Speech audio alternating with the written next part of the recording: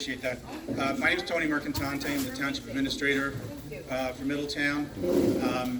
And we're here to come back to the public with the status of the project. As everyone has, I'm sure, the last few years has been seeing the progress of the construction. I was looking back at the last time we were here, and it was like November 4th of 2018. And at that point, we were looking at a project that was somewhere in the $110, $115 million range. We're now talking about a $200 million project as it's proceeded. So we're here because for a couple of reasons. One, we wanted to update everybody on the status. Number two, as all of you know, there are a lot of new people living in the Port Monmouth area, Belford area, since Sandy and since the last time we met. And we wanted to make sure that newer residents had an opportunity to hear about the project. So what you're going to hear tonight is kind of like an overall summary of the project, all its phases and components, which started with, repairing the dune and filling the beach in Port Monmouth behind what we all call the Spy House, up to the point where we're at today, where you've seen the construction activity that's starting on Main Street.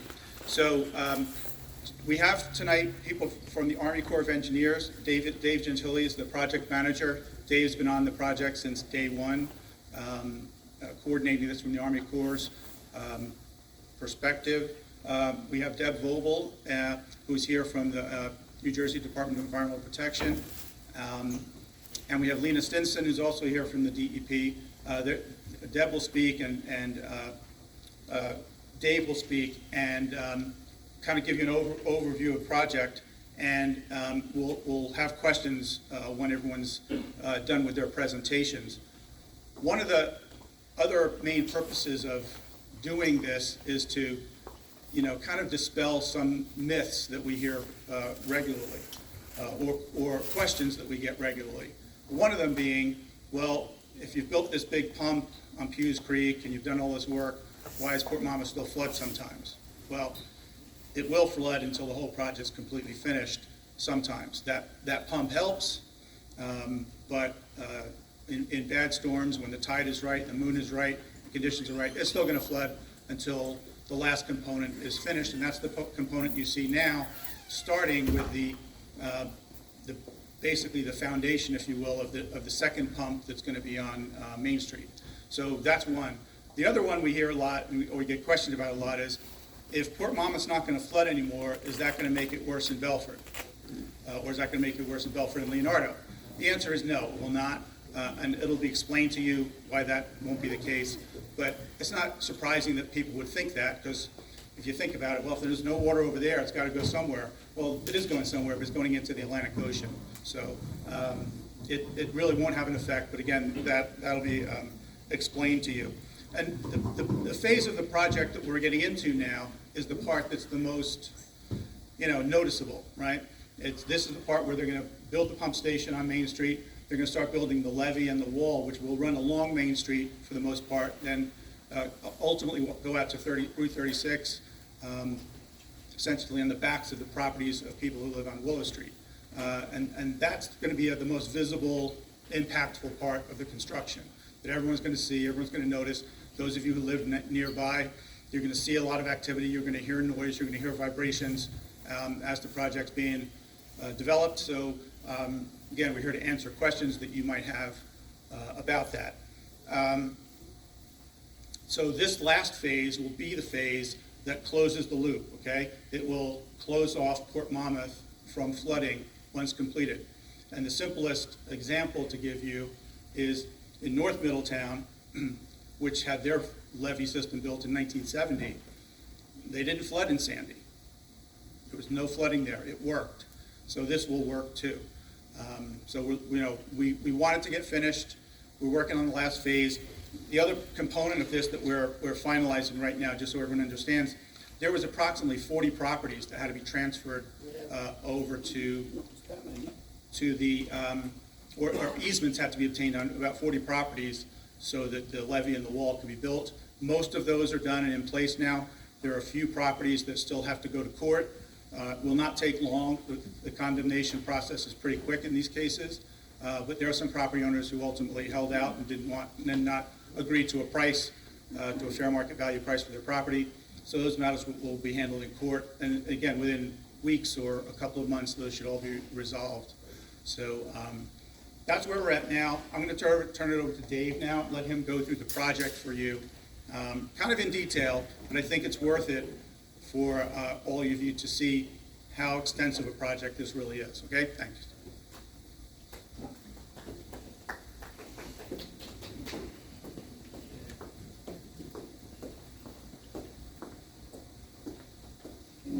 Thank you. Hi, I'm Dave Gentili. I'm with the Army Corps of Engineers. I'm the project manager for this project since the beginning. Hold on one second. Can everyone see the screen at least reasonably well? Do you think we need to lower the lights, or is it okay? Good? Okay, we're good.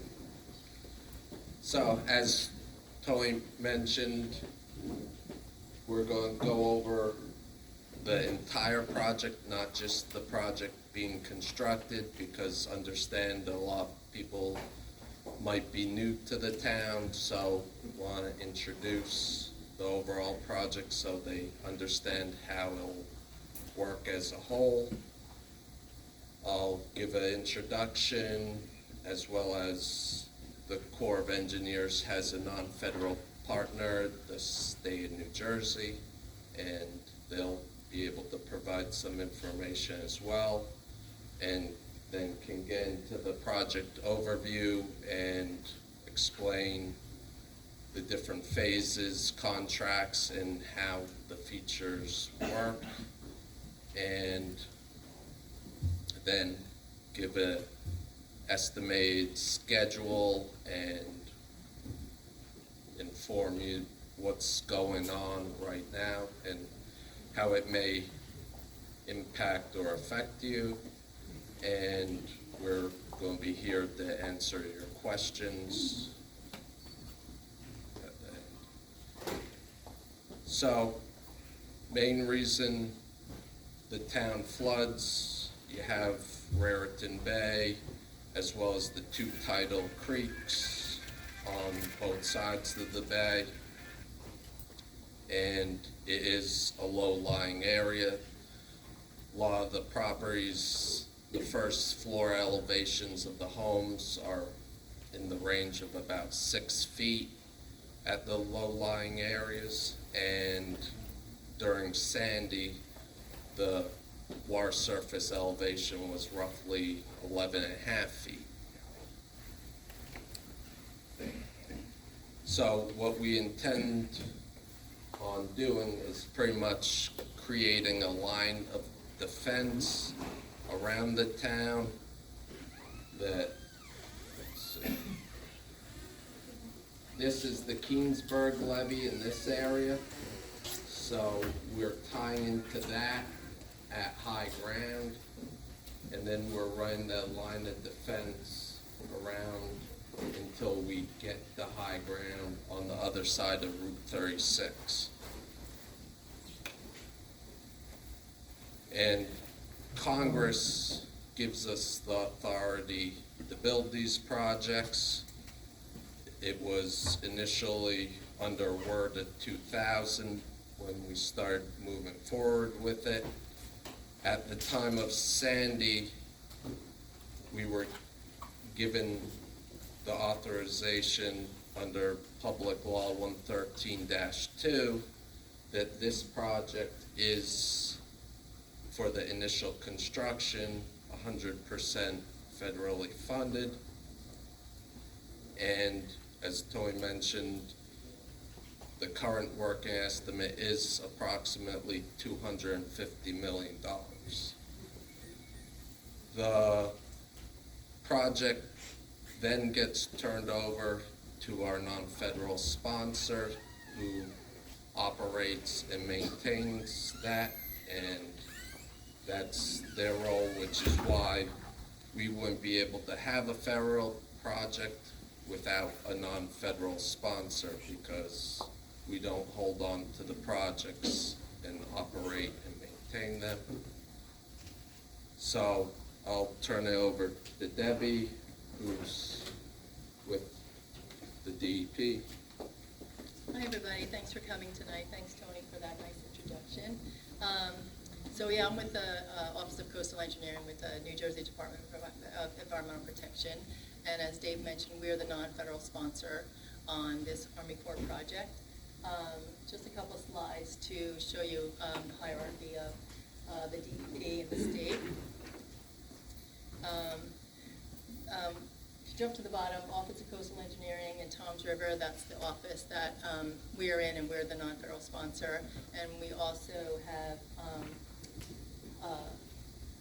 the Office of Dam Safety and Flood Engineering in Trenton. There's some coordination with them for this project as well. Overall, we're under the Division of Resilience, Engineering, and Construction. The director is Dennis Reineck. And we're under the Division of Land Resource Protection and Watershed and Land Management. We have a shore protection fund that is dedicated annually $25 million, and that comes from the realty transfer tax. Typically, we have a cost share with Army Corps for these types of projects, but for this project, luckily, this is 100% federally funded, so this is taken on fully from the federal government. Our role, typically as a non-federal sponsor on the Army Corps project, is to offer funding when necessary. We have a cost share program, and also to provide support staff for all stages of the development, design, and implementation of the project.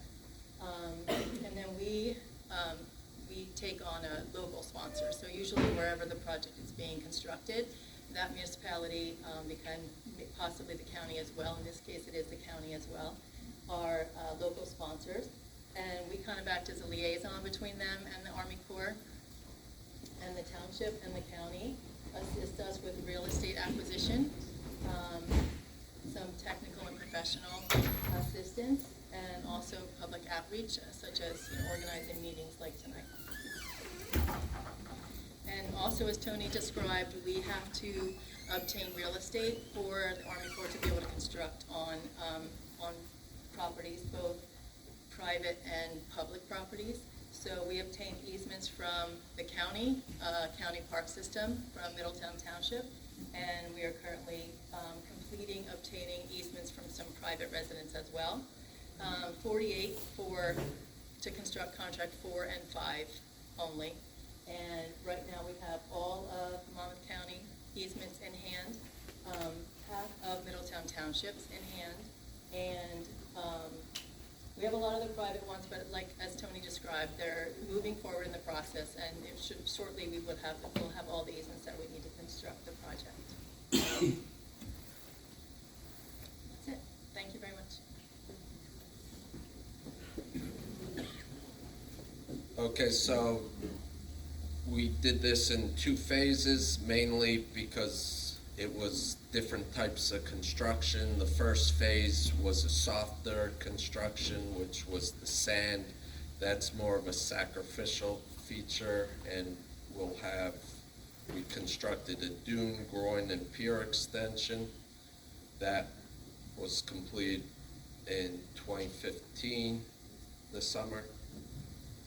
Phase 2 is the construction of the harder structures, more concrete, soil, pump stations, which we used to construct the tide gate, pump stations, levees, flood walls, road closure gates, interior drainage structures, as well as this project will have a mitigation component that offsets the environmental impacts that these structures pose. So again, this is the overview. The phase 1 feature is this Bayshore Park area. The first feature was the groin. That was added. The main purpose of the groin is to prevent the sand from just getting washed away laterally. It has held up as it should. You can tell now we place sand in this area and most of that sand has washed away. That's how you can tell it is functioning, because the sand is remaining in this area to the east of the groin. Though I understand there is less material than when it was completed in 2015. That's why our beach berm initially in front of the dune was 95 feet. The dune elevation is constructed at an elevation of at least 15 feet, which is 2 feet higher than all the other features, the flood walls, the levees. They're at an elevation of 13 feet, and that's NAVD 88, which is more or less a datum. It doesn't mean the levee's gonna be 13 feet above the ground. It's relative to the sea level of what it was back in 1988. And every year, sea level is increasing for this area between 1929 and 1988, the change was approximately 1 foot.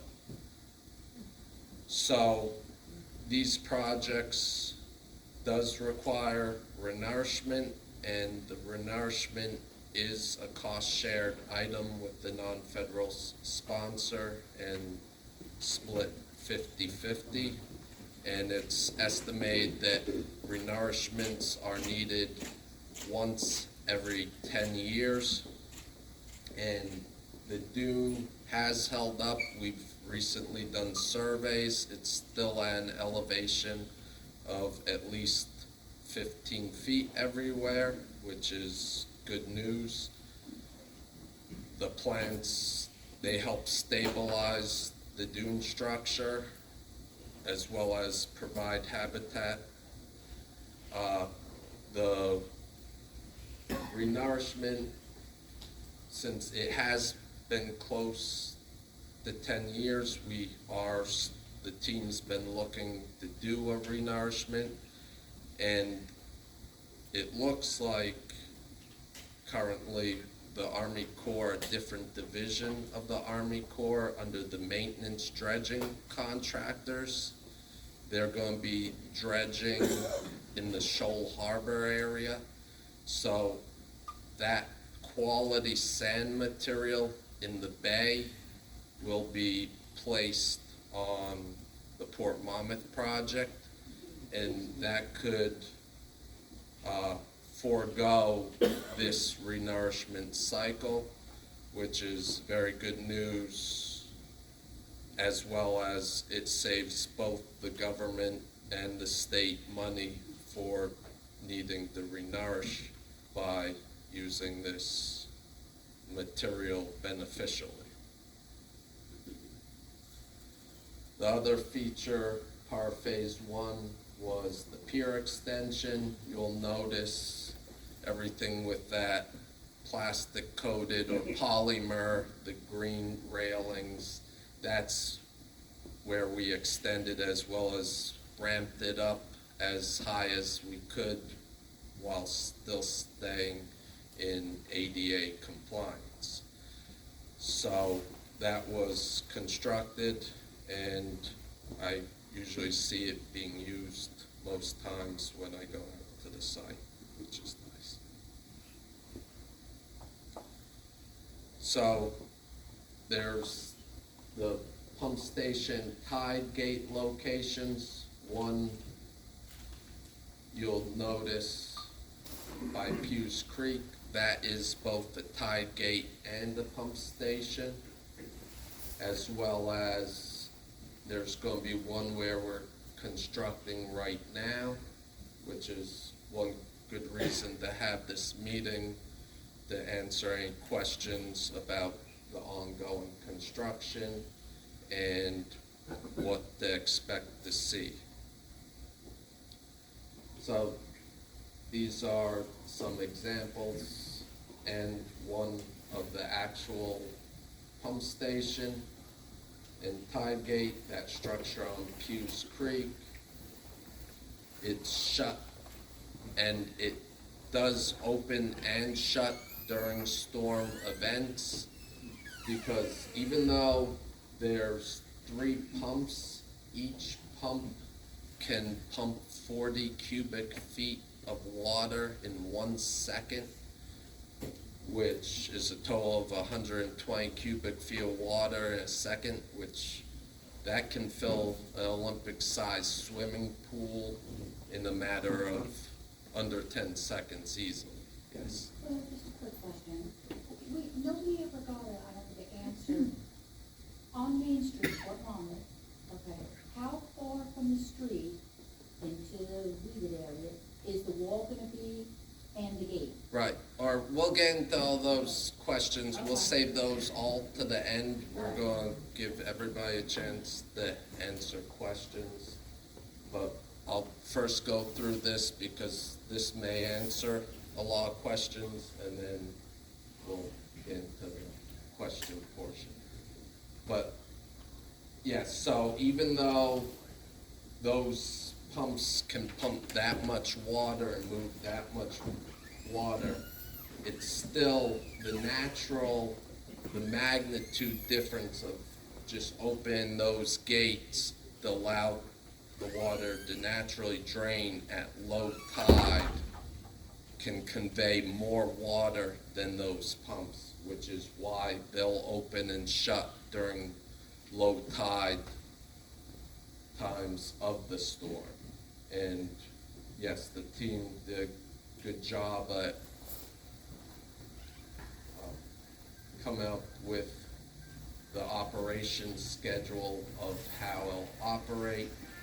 It's also, that's basically the brain of the facility, which has all the control panels. The other building is a generator building that has 2 backup generators, since during storms, most of the time you do lose power. One generator can power the entire facility and the pumps, and another one can just power the gate as a backup to the backup. Because the pumps really are mainly needed for extreme heavy rain events when the gates are shut and you get about 500-year rain event at the same time. The water surface elevation will kick on, the pumps starting around 3 feet elevation. The other pump station will look, I don't know, the picture looks kind of dark from this angle, I'm not sure from your angle, but it's a pump station built into a levee or on top of the levee, and that's what will be similar to the pump station over on Main Street area. And it just to show, that's a coffer dam that was used to divert Pew's Creek to allow this pump station to get built. It sits on, it's well anchored into the ground. It sits on about 280 piles that go, I want to say, approximately 80 feet into the ground, and it has a very solid foundation. For all those residents that were here around the time, you saw the concrete trucks constantly going there. So, right. So, the new pump station, that's what the contractor's currently constructing, is a similar structure, a coffer dam that will enable them to construct the foundation of the new pump station.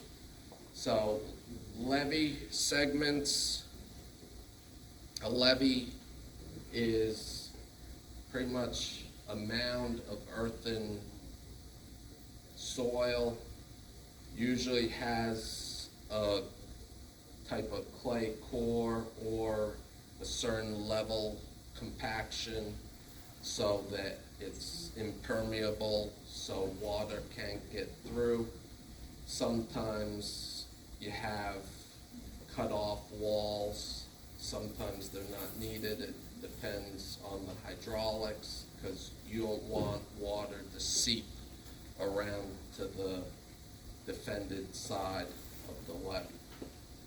We often, for most of our structures, have a vegetation-free zone. That doesn't mean there's no grass or there's no plants at all, but our contractors, as well as our team after it's constructed, and our sponsor needs to be able to inspect it and maintain it. So that's the main reason, as well as sometimes it can be hazardous. You don't want a tree to be right next to the structure and that tree to fall on the structure or damage it during a storm, or the roots can provide a path that the water can seep along and gradually erode and potentially cause a failure. So that's the reason. Please, at the end, we'll have open I was just questions. looking for a basic summary of exactly how this works, how the gate works, is it automatic? Right. Or How does this whole thing work? get there. get there. So, that's the levee feature.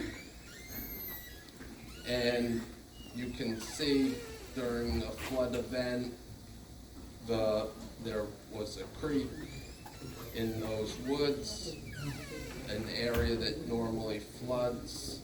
This earthen levee was able to prevent the water from coming into the town during Ivory. A flood wall is, there's thousands of feet of flood wall of this project. A good example of one that's already constructed is along Port Monmouth Road at the Green Line. And it's a concrete structure. It's about 18 inches to 2 feet in width, even though, again, it's anchored on many piles, about 3 every 8 feet. So you have significant structural support underneath with a solid concrete foundation. That's why we usually call them T-walls for flood wall, because it forms this T, even though you only see that part of it when it's finished and complete. Underneath, you still have the footings and the piles that support the structure and keep it solid for when water floods. As well as there's often on sometimes both sides or one side, these little swales. They're drainage swales, which usually convey the water so it doesn't pool or build up, whether it be a pump station or a storm drain that leads to a pump station or into the wetland area. That's the purpose of those sections. And this is another example of a flood wall up at project that was constructed by the Corps at the Bound Brook area. And this is the example of the flood wall along Port Monmouth Road. That is the typical finish. We used the fractured fin finish and stained the flood wall to make it look more aesthetically pleasing. But as long as it functions, that's the main purpose. So the road closure structures, there's 3 road closure structures. One is on Old Port Monmouth Road that was already constructed. Then there's one on Broadway as well as Campbell Avenue. So this is the example of the one over on Old Port Monmouth Road. And that gets tested throughout the year by our non-federal sponsors to make sure it'll work in the event of a storm. The road closure gate is on the unprotected side because even though that one is about 22,000 pounds, water is very powerful and still would be able to knock it down. Therefore, the force of the water actually pushes it up against these pillars on both sides of the road. And there's 3 options. We always like to have redundancy to close that gate. There's the electric winches, but if there is no electricity, a backup generator can be used, and even a car with a trailer hitch can be used. Actually, it doesn't even probably need a trailer hitch if you can bring it up the road. So the interior drainage features. So basically, again, we're creating a line of defense around the town at an elevation of 13 feet NAVD when all these structures are closed. So, as well as you have the dune at 15 feet NAVD. So, the fact that, so when you get tidal flood, water won't be able to come up Pew's Creek, water still will be able to come down Compton, but when this wetlands floods, it won't be able to come in the town, provided the water surface elevation is less than 13 feet NAVD. What about Ware Street and Cotton Street? So it's gonna go up Cotton Street, it's gonna protect Port Monmouth and part of the Eastward, but it's not gonna do anything to Lower Belton. We're gonna get to the questions at the end. Dirt into the bay and filling up Ware Creek every other day. But, so, Look, please don't interrupt, okay? I'm trying to have an organized I meeting. apologize, I'm We'll sorry. get to questions, plenty of time, got a long night. so we have Raritan Bay as well. So when the storms, the title, this project is ultimately designed to defend against tidal inundation. But a lot of times, we don't want to shut this all off and not have a way for the water to drain out. So that's what these interior drainage features are designed to do. And we have several types of interior drainage features. Usually wherever there's a perforation or an outfall going through the levee that under normal rain conditions would be open. There may be a flap gate, or this is a duckbill valve, as well as a sluice gate to prevent the tidal water from coming back in to the defended area, as well as there are pump stations which pump the water back over the line of defense into the bay. Now, there are, I understand, as Tony mentioned, there are always questions. It's core policy, we do not, and we have to get permits and show all our hydraulic mapping to not the Corps, because we're not allowed to permit ourselves. So we go to land use to provide us a permit and review our data, as well as we go through several levels of internal reviews from both the individual district as well as outside the other core agency or other core offices in other parts of the country.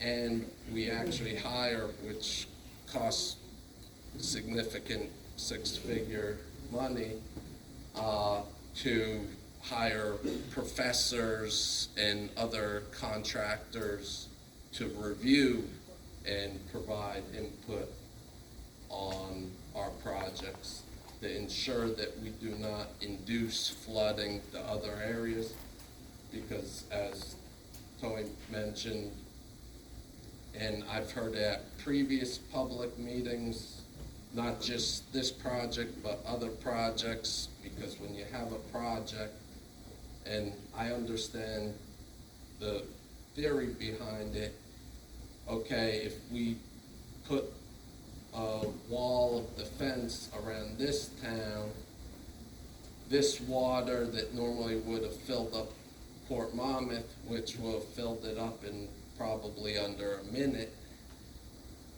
now has to go someplace else. It's going to be now in my backyard if you're a neighboring community. However, the magnitude difference for tidal events, it's really the tide that controls the water surface elevation. It's not like a river where you only have, even though those are enormous numbers, so X number of gallons per minute, but at least they're measurable, like 138 gallons a minute of, or a second of water flowing down the stream. The supply from a storm, a tidal storm, is assumed infinite in comparison. So the amount of water, because it's ultimately controlled by the low pressure of the storm, the moon, the sun, the tide will reach that, the water will reach that elevation whether the project's there or not. So by it being there, it's not going to make the water that much higher in the bay. I often say, it's principle-wise, understand the displacement. Yes, it's lower, but the magnitude of the differences, it's like if you throw a grain of sand in the bathtub or a pool, in theory, the water of that pool went up by that sand, but the differences in the volume are so great, you can't, it's immeasurable. So that's hopefully explained. Or still, we can go over the questions at the end, can get Right on through. this topic, it makes sense to address it now. No, But it doesn't. We'll wait till the end for questions. so also contract 4,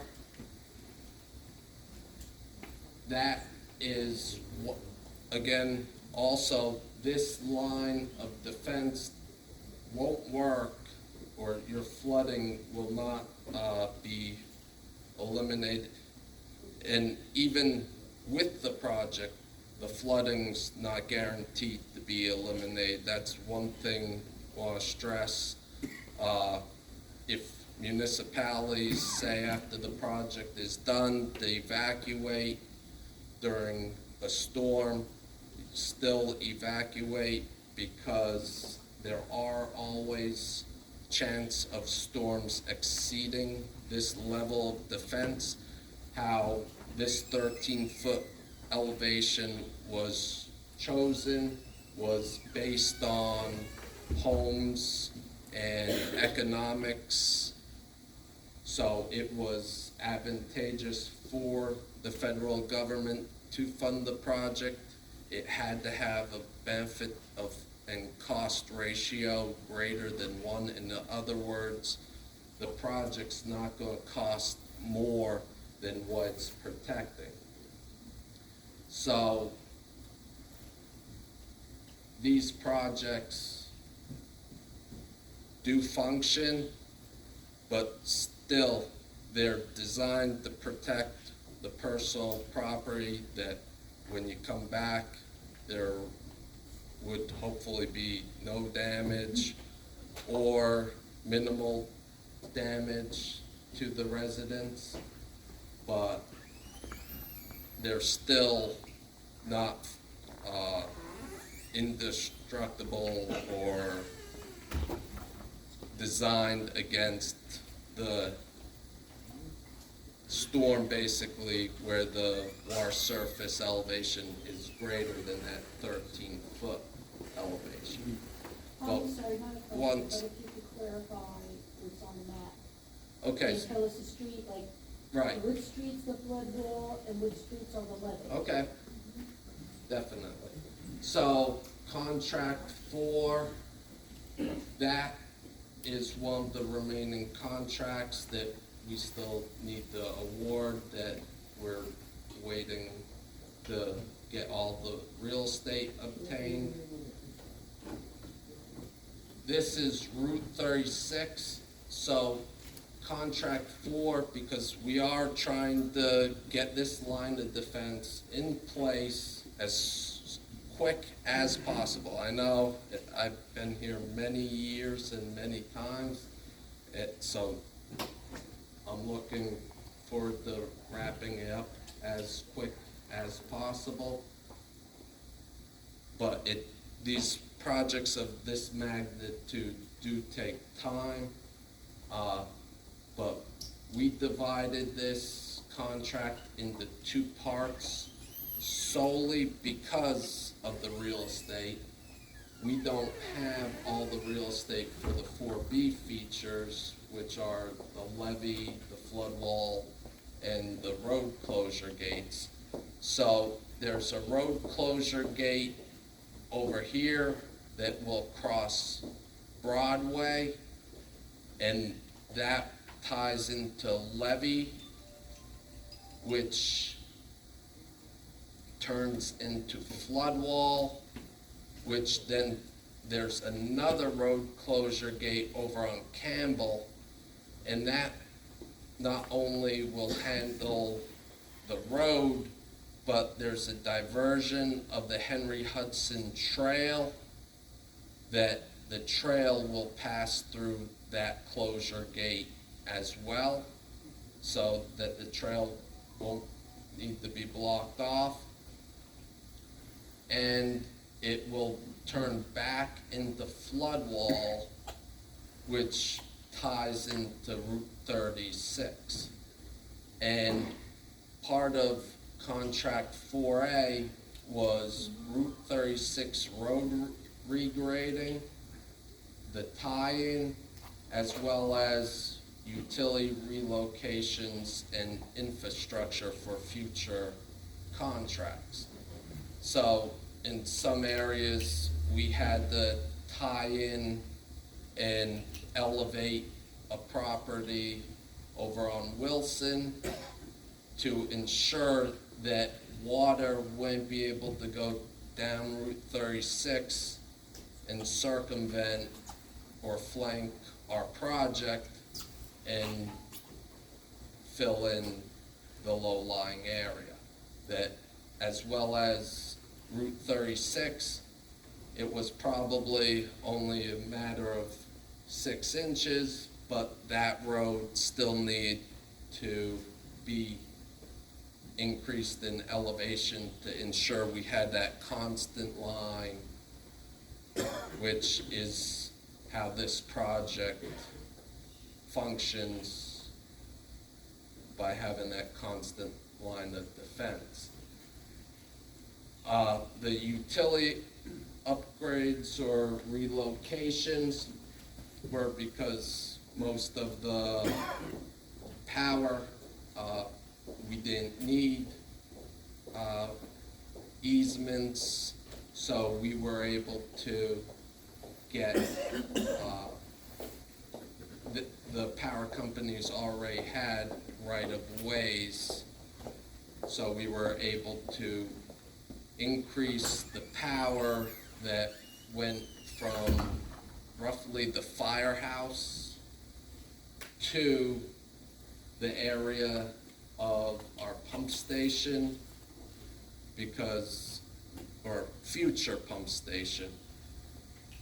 So this way, all that is already in place, because there is a lot of coordination, and it's great to see everybody working together towards a common goal to benefit the community, and that includes the utility companies such as Verizon, JCP&L, Comcast. We've met with all of them multiple times, as well as the water company, the gas company, to ensure that these projects, and that's really what takes a lot of time in planning. It's easy to draw a line saying, okay, you draw a line there, keep the water out, no problem. But once you start looking at it, you realize all the utility lines that run through and how to make it constructible and feasible to construct. And it took 36 So- years? And counting. So that is contract 4 and 4B, and 4B is yet to be awarded. What has been recently awarded is contract 5, and that's some of the work you're seeing out there right now over by Main Street, where they have this coffer dam that was put in for the future pump station that will go there, which will help the interior drainage. And right now, they're not able to Now- work because it keeps flooding there, so they stop working. There's, Could we just keep it in order so we're not interrupting? No, I'm just saying. I understand, but let's get finished with the presentation, then we'll get to everybody's comment. How many pages? How many pages of the PowerPoint? I believe there's probably 5 more if you can wait, or less than 5. Not everyone has been here from the beginning and knows all this, so we're trying to review it for everyone's benefit, right? We don't How all many know people have everyone. not been here? Let everybody, let them finish the program and then answer your question. Otherwise, your questions won't be answered. They'll call off and they'll all leave you. You won't be nowhere. So this is. We won't leave anybody, but, well, we'll get to it. So this is a very low spot over by Brainerd in town, and that's why this area was chosen, that we're constructing a drainage swale. However, that which will feed this pump station, however, that has not occurred yet, because right now, we awarded contract 5 into a base plus optional areas to construct. And that's solely because we want to get going like on contract 4. We want to get this constructed as quick as possible. However, we don't have the property or easements necessary to construct it all. Therefore, we're only allowed to build on what we do have property and easements for, which is this area in the gray, which was the base contract. That was roughly $20 million to include the pump station and this levee.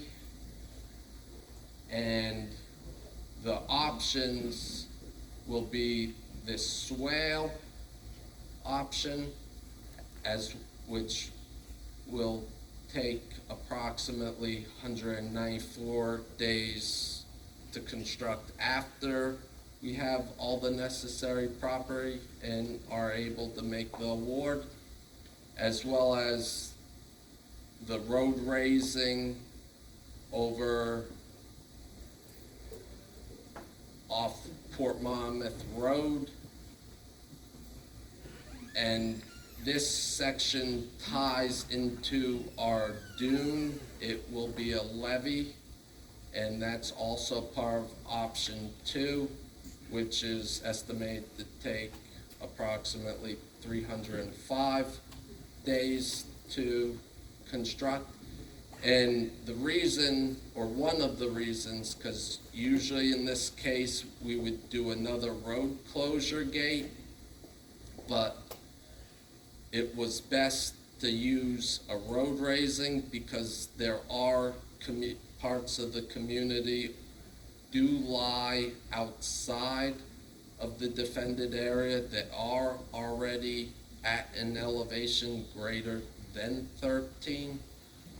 And we wanted to maintain access to those areas, which is why, even though it's more costly, it's still the right thing to do to construct road raising instead. Also, there's a flood wall portion that will tie into contract 4B, road closure gate at Broadway. And that also we're not currently awarding because of real estate, and that is estimated to be another 336 days of construction. So the overall completion date as of now is spring of 2025, and a lot is dependent on the real estate, mainly for contracts 4B and 5. And this is the contact information for the state of New Jersey as well as myself. And the next slide, I believe, is questions, but I'll leave this up. I know, everybody. Now, I guess, who do you want to?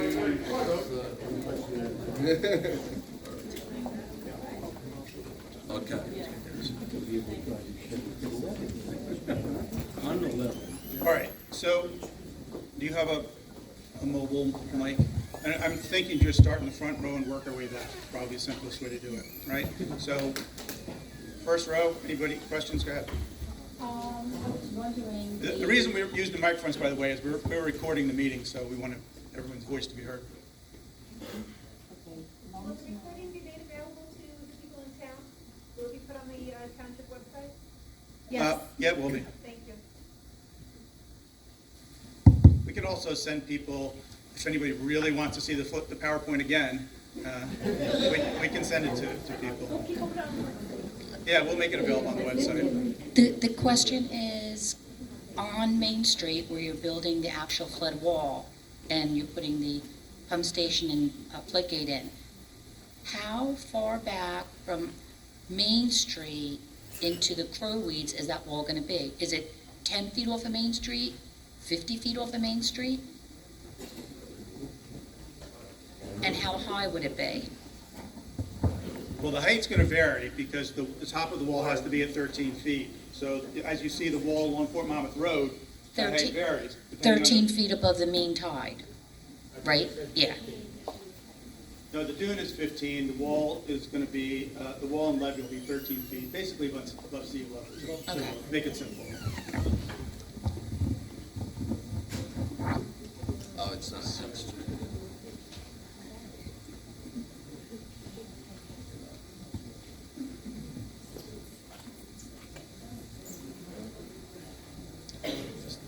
Right. About 40 feet, I would say, the pump from the From, levee or the pump station to Main Street, the curb. To the edge of the pavement. okay, so it's going back 40 feet, it's not gonna run along the street per se. The station's going back 40 feet. What about the wall? That's, Right, see, there's actually gonna be a drain, because you have to feed these pump stations with a steady source of water to pump so much water. So it's almost gonna be like a little ponding area in front of the pump station. oh, okay, I'm not referring to the pump Right. station, I'm referring to the wall that continues to run all the way to Broadway. Right, this, you mean the levee, Right. because it will be a levee. Oh, it's a levee, it's a dirt levee, not a wall? Yes. In this From- area, About the same distance. From Port Monmouth Road to Broadway. not the whole distance. So, right here, after the pump station, there's a turnaround, like the pump station's over here. Then the earthen, pretty much a grass mound levee continues. There'll be a turnaround on the top, and then it does transition into a wall, a flood wall. Where's Similar- Where's Route 36 on that map? To the left? Or Route 36 goes this Okay, way. I'm This is concerned- Main Street Right. here. Broadway to the beach, not to Route 36, Broadway to the beach is gonna be a metal wall, a flood wall. No, from this area where right now the contractor has a cofferdam starting construction in this area mainly, where that picture was taken. Oh, sorry, it's not there, it's over there. Hold on. Let me, okay. Yeah. So, oh,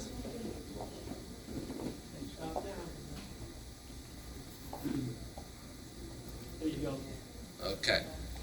So this is where the pump station is. From this area here, all the way to Port Monmouth Road will be the earthen dirt grass levee.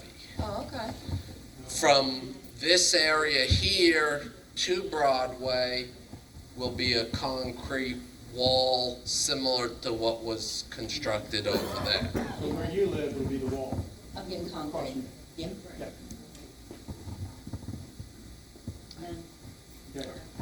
I'm sorry, you have three pumps in contract one. How many are gonna be in contract five? Two Two pumps. 40 CFS pumps, so a total of 80 cubic feet of water a second. Two pumps, 80 cubic feet. Each pump I'll do the will be math able later. to That's- pump to 40 cubic feet. The flow of the discharge of the pumps, which way is it gonna go? It will go outward into the Compton Creek, or right, it discharges on the other side of the line of defense. And the suction's coming from where contract five is? Or it actually, so there's interior drainage along contract 4B, as well as contract 5. There, there's multiple sources. There's the low point in town, that low area in Brainerd, I believe it's about 5 foot in elevation. And as well as there's interior drainage that currently discharges behind the Park Ferry condos. There's going to be drainage swales that pretty much feed this pond in front of the pump station, as well as along this line, there's a culvert that goes across Broadway. So water, when these, because right now there's several streams and natural outfalls, all those will get sluice gates and have a line of defense. So if they need to be shut, the water will then flow towards the pump. So discharge is going to come from contract 5 area all the way to the left, and you're going to be dumping it into the creek, Compton Creek area, thus raising that Compton Creek. No, this only occurs during tidal events, so the water surface elevation is a fixed elevation. Okay. Good evening, I'm Paul Jalowski, I'm with the Corps of Engineers as well. Another way to look at what the pump station is doing is we're closing off the line of defense. You're still gonna have rain and stuff building up inside. So prevent flooding, because the water cannot get to where it is going before the structures were built. We have pump stations, and the interior drainage will be constructed and designed so that the water would flow to the pump stations, and the pump stations pump it back out into where the flooding is. Now, we're going through high tides right now in that creek over the last couple days. It's The system's not complete. understood. So that you're still gonna get flooding until this entire line of defense is constructed. But that won't mitigate that problem we're experiencing now. That's the tides, that's the moon. Or he might be on the Belfort side. Yes, Right. Belfort side. Right. Now, yeah, if you leave where you signed in, because we do have other studies in the area that we're looking at other areas. If you're getting flooded, it won't hurt. I'll share it with the other study team. If you put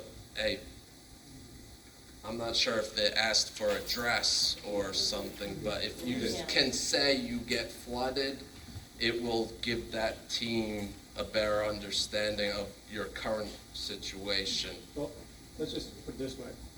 If you're in Belford and on this side of the highway, you get flooded, right? So, but not all of it.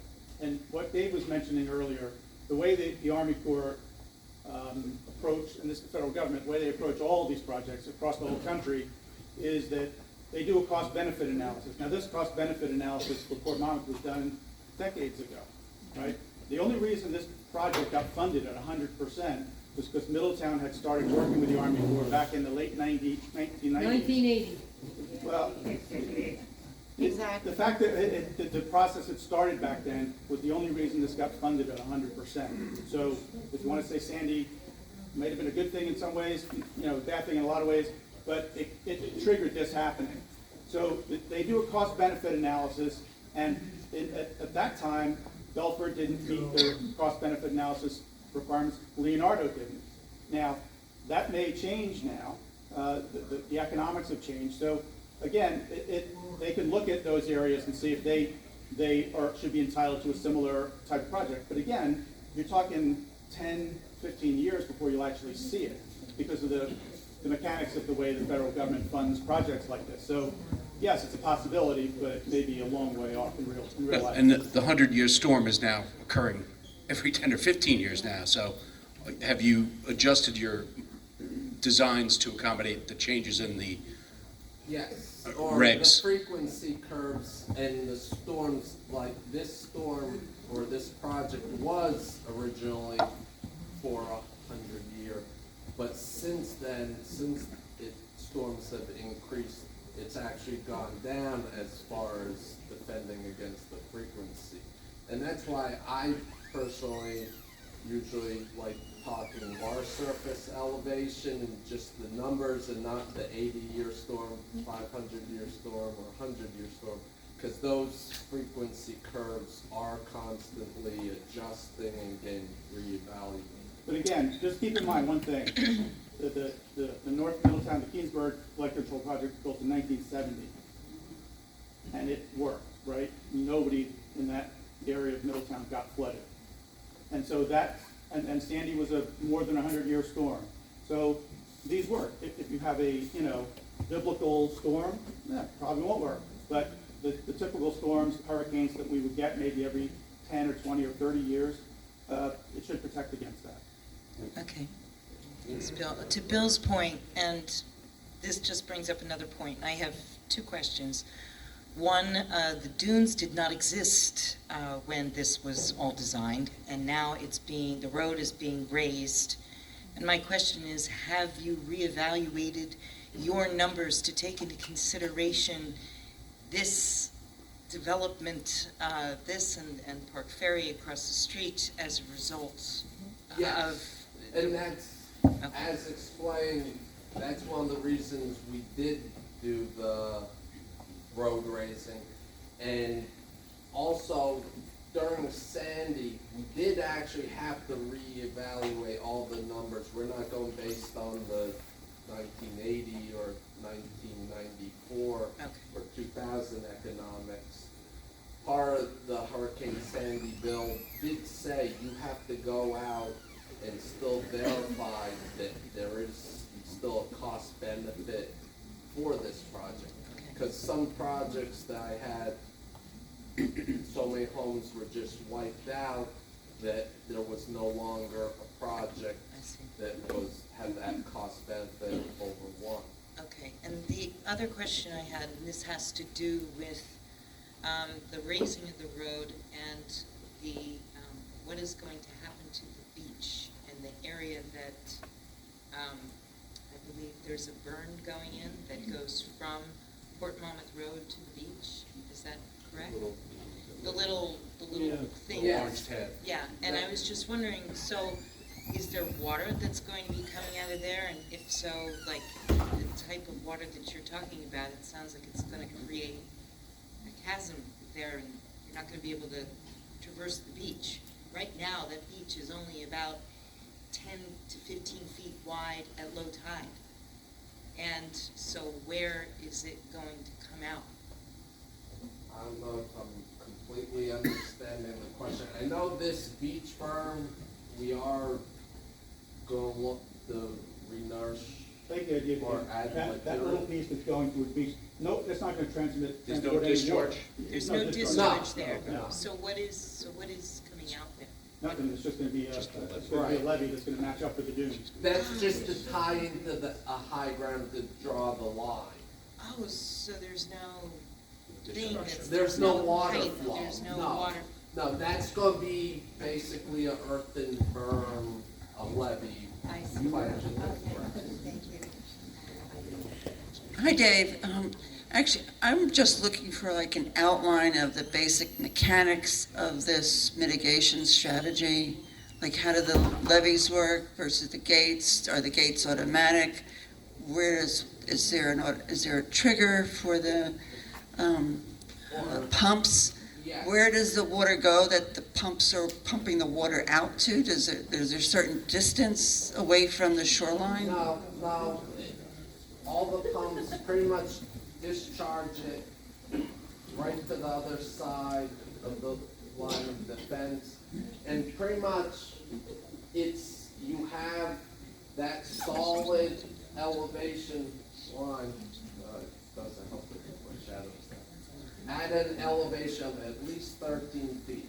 So if your Is that the water flood trying wall to- that you're referring to? Is this like the bathtub Yeah. that was proposed for New York City? Yes.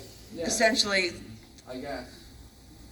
But yeah, so you have this constant line of defense that ties into natural high ground over here and the Kingsburg levee system and that's over there. 13 feet?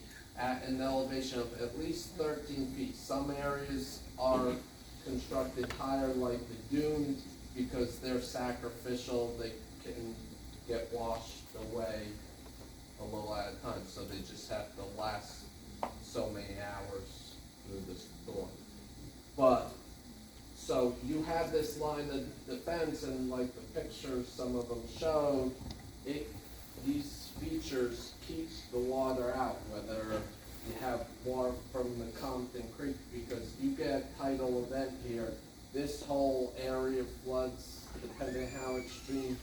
Route 36 will flood, this whole area used to flood, but now we're building these gates to prevent the water from coming in, so it's pretty, that's the whole. Are they in an principle. open position most times and then they close?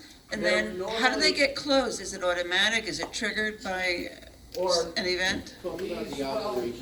That's what I'm looking for. The road closure gates need to be closed manually. The non-federal sponsor goes out and closes them. The tide gate is automated, but the non-federal sponsor does observe it, watches it, and operates it as well, because they're operating the Keensburg facility in the town next door as well.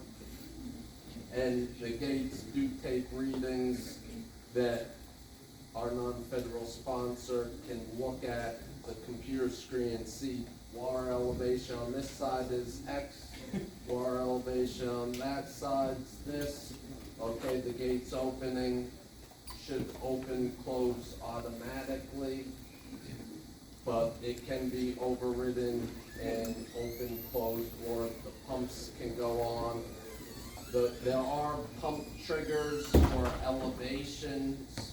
One pump goes on at 3 feet, 2 pumps go on at 3.5 feet, all 3 pumps go on at 4 feet. Where's the other pump? Yeah, I guess. But, yes. Just the way, the bigger picture about the operation. So the weather situations are monitored by the county, by the state. And when certain weather events are predicted, that'll trigger this action plan for the state to go out there and start shutting gates. So it's manual. Yeah. Yes, it's both. The pumps work off of the water elevation on the interior of the system once it's completed. The pumps work off the water elevation. The tide gates, which Dave explained very well, work based on a difference in elevation. But what triggers the operation of the whole system is the prediction of a weather event. And there's certain, the system's not complete. You're gonna still flood until this line of defense. That's tidal, it's probably some tidal events. Were the pumps turned on 3 weeks ago when we had the storm? Were the pumps in Hughes Creek turned on to pump out the water? No, I'll answer for you. Yeah, so who failed on that aspect? If it's an analog system and it's not done by an automatic trigger, who didn't pump out 3 weeks ago when my family lost their cars and everybody on fucking Brainerd got destroyed? Again. All right, let's go back to the order of the questioning we're going row by row. You wanna go up front? I'm just curious. Well, the answer is, it's not finished. I understand, but somebody failed 3 weeks ago. Nobody failed. Somebody failed. We've had no water in the town since this project started. The flooding has been at a minimum. And we had a storm 3 weeks ago that the pumps did not get turned on and the blocks flooded. So whose fault is that? Because the water came from Compton Creek, not Hughes Creek. It had nothing to do It was in Hughes Creek. I live on Brainerd. I see this all the time. Where do you live? Belford. Okay, so you see it all the time too then, right? So And you're still gonna flood who didn't as long as pump? Compton Creek floods. Nobody, Simple as Why that. did the flood alarm go off 25 minutes after the water was in town? We'll go in order. but again, until these two contracts. Answer my question, please. That's all we're here for. I'm trying to shut up. Let him speak. You've been showing us this for fucking years. We're all here for that answer. 36 Who's years. responsible? You guys are. until these two That's why we're here, contracts. sir. But you're not answering the question of what happened He's 3 trying, weeks he's ago. trying to. Where But is the you're cursing failure at from 3 him, weeks ago? you're not letting him speak. I Let him submitted speak. a question on December 23rd and still have not received a reply back from the town. Wait. Okay. December So- 23rd. All right, please, everybody, let him answer the question, please. Not funny. Okay, so we have this line of defense that is not constructed. We do not have anything from here to Route 36. So when this 3 weeks ago was a tidal event and water inundated the town, it was high enough that it went over Main Street and went through the storm drains. There's no pump. Our pumps cannot keep up with the tide. It's like the example I was using before, the grain of sand, and it's an unlimited supply of water. These pumps go, Sir, compared to a fire engine pump, Listen, we get they're that, we understand that. enormous, but if We you all don't understand that it's have, not complete, we get that. The problem is that the water came up Wilson Avenue too, which is on that side where you already built those pumps. And, that's because it's the storm drains fill up but you on this blocked the side. drains, the new construction Yeah, blocked the drains off of Main Street. You brought in all the wood and you blocked the drains. Nobody even clears the drains in this town, that's a whole nother story. You blocked the Why don't you drains start with that? off Well, of every Main week about Street. this. You brought in the wood, you blocked the The drains. pumps in Hughes Creek did not come on because the elevation, But you blocked the drains. the Core's project did not. So it's not Yes, your you fault. did. Whose fault is Then it? that's the Yes, you township. did. That's There your- was, that's your it's, township. no, it's. So- No, no, no, no, they didn't bring in the, all that We wood. gotta talk to them. Every week about the drain. The reason the pumps did not come on was because the difference in elevation didn't get high enough to trigger the. All right, So that's the fine. analog system did not work. You closed one of the street gates, right? You closed the street gate on Old Port Monmouth Road.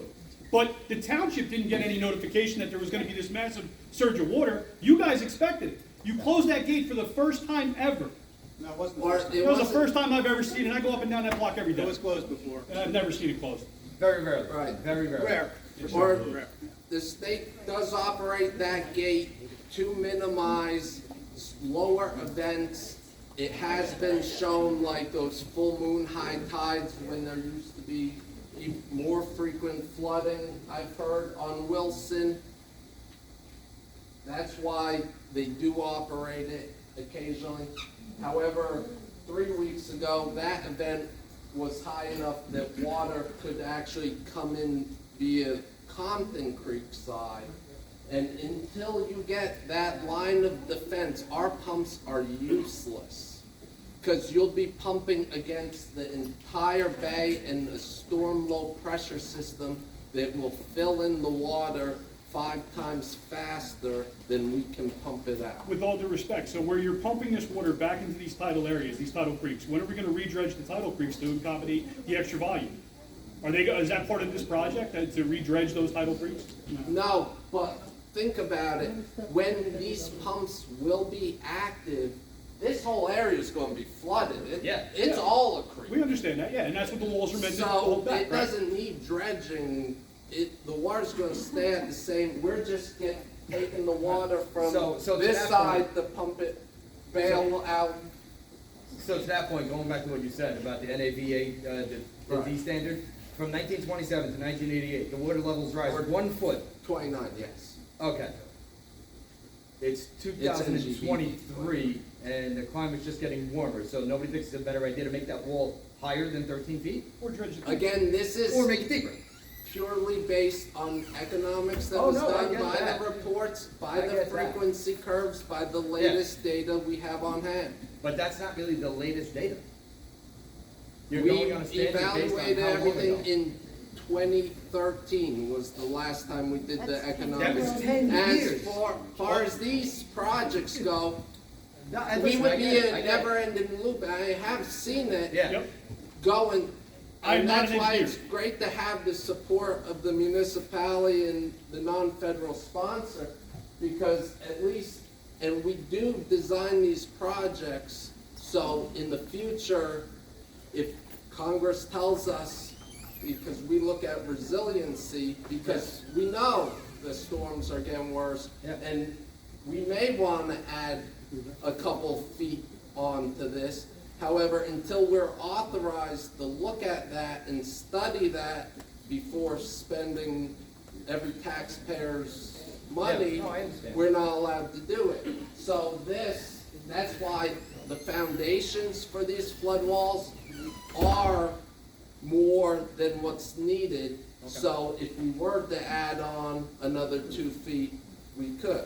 So basically, the way this Reevaluating is, and said 15 feet after Hurricane Sandy, to raise your houses 15 feet above, not the 13. But this isn't built to FEMA flood standards. It's purely based on economics, first floor elevations, the damages the federal government would have to pay out on an annual basis, that it's greater than one, the cost to benefit ratio. So this project's not gonna be completed for many years, and I'm not an engineer, I'm not trying to tell you guys how to do your job. But 3 weeks ago, we had a travesty in this town, and our flood alarm didn't go off until 20 minutes after the water already hit. We had roads closed at 3 o'clock in the morning without notification to the township. So I'd like to see something change on that end. I'm happy with the flood project, I appreciate what you guys are doing. I am not happy with the fact that 3 weeks ago, we had a massive problem in this town, and no one seems to be accountable for it. We've had floods before. I've lived in Port Monmouth for over 20 years on Brainerd Ave. I've lost my house during Sandy, and I've stayed here after it was rebuilt. And I want to continue staying in this town. What happened 3 weeks ago was garbage. We had no notification. By the time the water was in, then the flood alarm goes off. So maybe that should be part of this whole remodel, is that you tell the township, or give the township advance notice of these events. You're telling me it's an analog system where people have to make determinations. Why is it not all automatic? Why is it not just based on flow of water? Why are we waiting for a human error? How long does it take the guy to get from Kingsburg to Port Monmouth when there's an emergency? Or how long does it take him to get from Cliffwood Beach to Port Monmouth? How long? We're operating very poorly for a $250 million project. Those times to react are built into the overall. It doesn't feel like it, sir, so no offense. No, I understand. Doesn't But feel like that. I think the biggest point is the system's not gonna operate the way it's being designed to operate For another 5 years. until we finish that line of things. That's unfortunate, And but that's we the don't, reality. we're So not we the have- ones that look at the forecast. The Army Corps, we turn the project over to our non-federal sponsor, and they're monitoring the weather and deciding, do we close the gate or not? So maybe we should appoint a retired member of the town to do that for you. Maybe somebody living in Port Monmouth should be able to go ahead and make that assumption for us. Where does the Right, flood and- alarm come from? I have no idea, it was the first time I've ever heard it. But I heard it after my kids' cars were Get a going flood off. alarm. What's that? Yeah, Where does that come from? I have no idea. First time I ever heard it. Yeah, first time I ever heard it. Got out, the alarms were wailing. All right, let's try to get it in order so we, everyone gets a chance. Anybody else in the front row? Yeah. Oh, sorry. We got a question. We got a question. Basically, when is the project gonna start to raise the road and put the berm by the beach?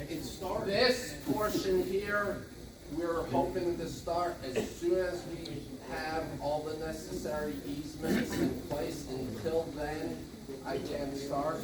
It's estimated or hoping by this summer that we'll have everything in place that we can award that segment to the contractor.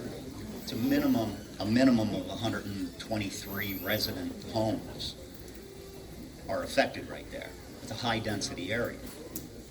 So in answer to that I think the question, easement for, are you in the dunes? I am. Okay, I think we got the Park Ferry easement today, as a matter of fact. So if we don't have the dunes, it's any day.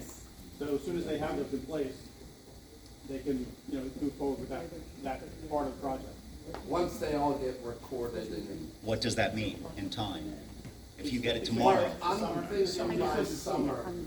and Possibly. completed 305 days from there, That's the estimated schedule. Right.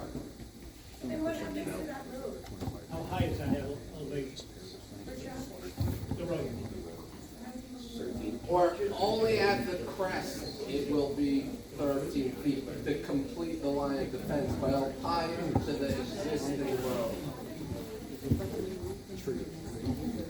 You know, I'm not sure if this pertains to the high-level floodplain. I mean, this whole project is aimed at major storm events, tidal events. We have tidal events more frequently than major events that affect this area, right? And you're all aware of this. Brainerd Avenue in particular, and then over into Plymouth Avenue, that tide comes up. That's a Pewes Creek issue. Is there any idea of coordinating the closing of the floodgate for Yes. minor tidal flooding events?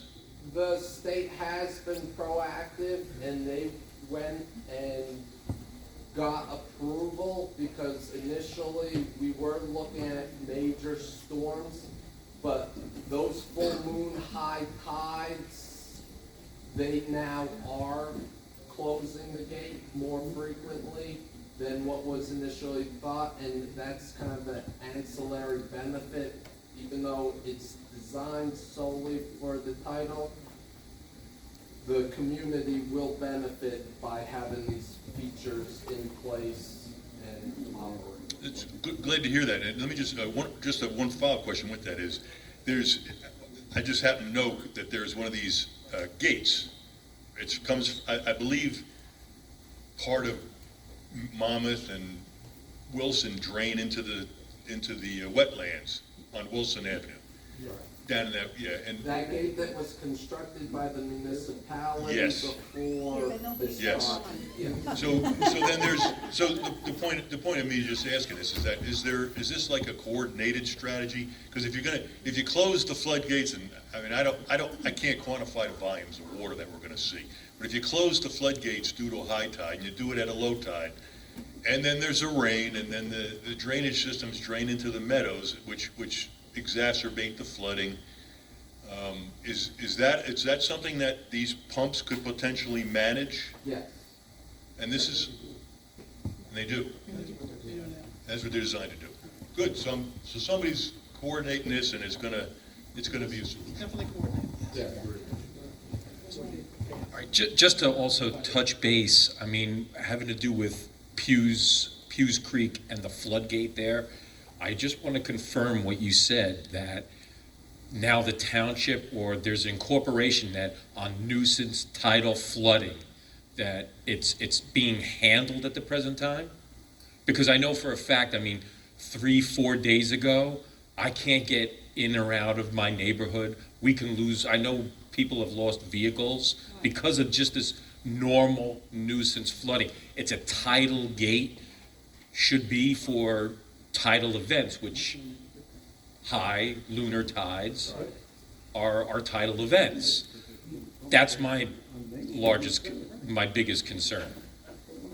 So a good example, again, I mentioned earlier, North Middletown, we have the levee, but we also have the pump station. If anyone's familiar with that, right down on the end of Ideal Beach, there's a pump station there. So they don't get even nuisance flooding anymore, because if the system fills up, it's pumped out immediately. So there's no opportunity to flood the streets. That's the same way it's going to work here. There shouldn't be nuisance flooding once the system is completed. But where I am, it has nothing to do with Compton.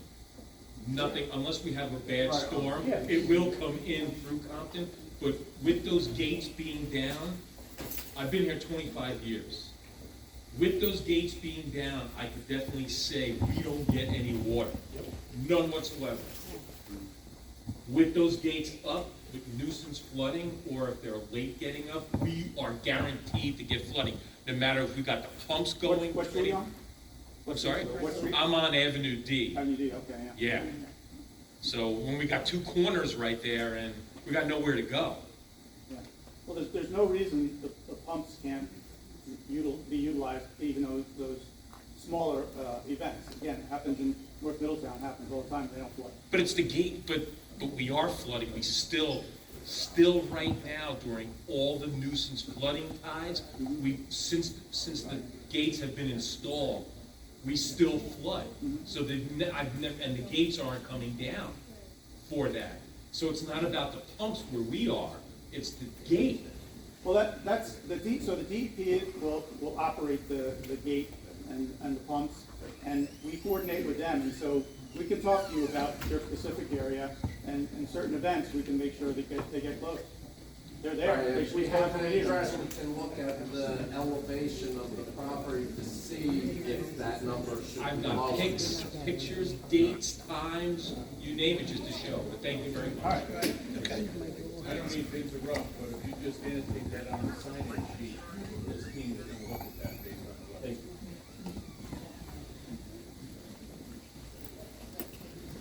So we live on Brainerd, and we've been told that a flood like this hasn't happened since Sandy, right? So how and why did Brainerd, Monmouth, Maine, whatever, get flooded this time? 1. 2, how do we prevent that the next time? 3, out of nowhere, like, how do we prevent that from happening the next time? I mean, it's never really happened like that before since the hurricane, so why all of a sudden did it happen? Because our whole road says it's because the floodgates weren't closed prior to that, so we're just not. Ultimately, it's because the tide level of the bay, I believe it was around 6'1". Right, it was just above 6 feet. And that's just for the smaller events. Water can't get over too much of this area from Compton, but that water did flood up. As somebody mentioned, some of the equipment stop logs even floated up onto the roadway that needed to be removed. But that's basically just the tide level.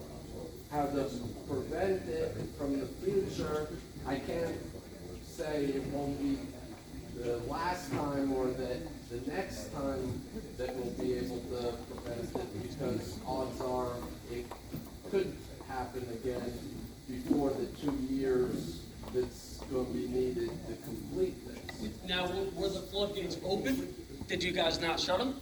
Or, again, I don't know. That first contract has been turned over to the non-federal sponsor to operate, but I can say whether they were shut or open, the flooding would have been the same because it's tidal. Water will find the lowest point to get in. That's why we tied off 13 feet on both sides until you have that constant line of defense to stop water from coming in. Okay, I got one more question. I got one more question with that. Well, actually, Dave, hold on, I'll answer it. I'm Dan Horgan, I'm from the Bay Shore Floodgate. I actually run the Port Monmouth facility. I heard a lot of questions coming out. The Port Monmouth facility right now, and you live on Avenue D, we're actually doing a study now trying to figure out when we can close these gates to try to slow down your flooding that comes up through your storm drains. With Port Monmouth, we cannot. What happened over on Brainerd, what happened, I watched it, I was there, I watched it come across Main Street, through Brainerd, through the other road, all the way out to Wilson, and now started dumping into the catch basin behind Port Monmouth. Okay, we were at a -2 elevation of water behind that gate. My pumps won't kick on until an elevation 3 plus 3.0. Okay, I can't suck anything out of Compton Creek. Not 1 inch of water can I suck out of Compton Creek unless it comes through every one of your houses and lands in the catch basin behind it. So does that make sense for a flood program? No, it's because it's not complete. You know what I'm saying? We're talking about 3 weeks ago, right? We're talking about the storm. 3 weeks ago. So during that storm, the Correct. floodgates were closed, correct? Closed. The pumps were not turned on because they didn't hit a high enough level until it flooded the block? I don't understand that. Port They were on the Monmouth, other side? listen, Port Monmouth, that facility, Dave, if you could circle There's Port pumps in Pewes Monmouth, Creek, right? up there, Pewes Creek. Yeah, that's Okay? where the water comes in on. Listen, Pewes Creek, I cannot, the water came in from Compton Creek, across Main Street, down through Brainerd, all the way over, and started spilling into Pewes Creek, okay? So basically, the gates were closed, okay? My pumps will kick on at a +3. A +3 doesn't even flood Avenue D, okay? So at +3, my first pump will kick on, if it reaches that behind the gate, okay? Then if it still rises at 3.5, the second pump, and at 4, the third pump. Hopefully all 3 pumps we're slowing down wherever that water's coming from. But if I'm not flooding Avenue D, I'm protecting everything within that Pewes Creek basin. Where that water came from that day was right out of Compton Creek. That's the project that's now underway. Yes, that's why everyone got flooded. Okay? There's no way for me to help you guys over there with that pump station. I can't pull no water from there. So we got 5 years to go. Go ahead. To support what Dan's saying, just so that you all understand, I'm a witness to this because I was there and I spoke to Dan the other day. To support what he's saying, those slide gates at the marina were closed on Thursday, which was the 22nd, approximately noon to 1 p.m. Okay? We didn't get hit with all that water on Brainerd until Friday, the 23rd. Yes, sir. Early morning tide. Okay? The slide gates were closed on Thursday, which was the day before. The meadows out there was completely empty. Gotcha. I was out there up on Port Monmouth Road looking out. Guess what? All you could see was the ladders heading towards the marina slide gates. They were closed a day in advance before that 23rd or what? Okay.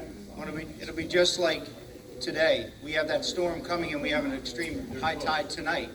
The gate was closed yesterday. Okay. Okay, so we close well in advance. You can see storms.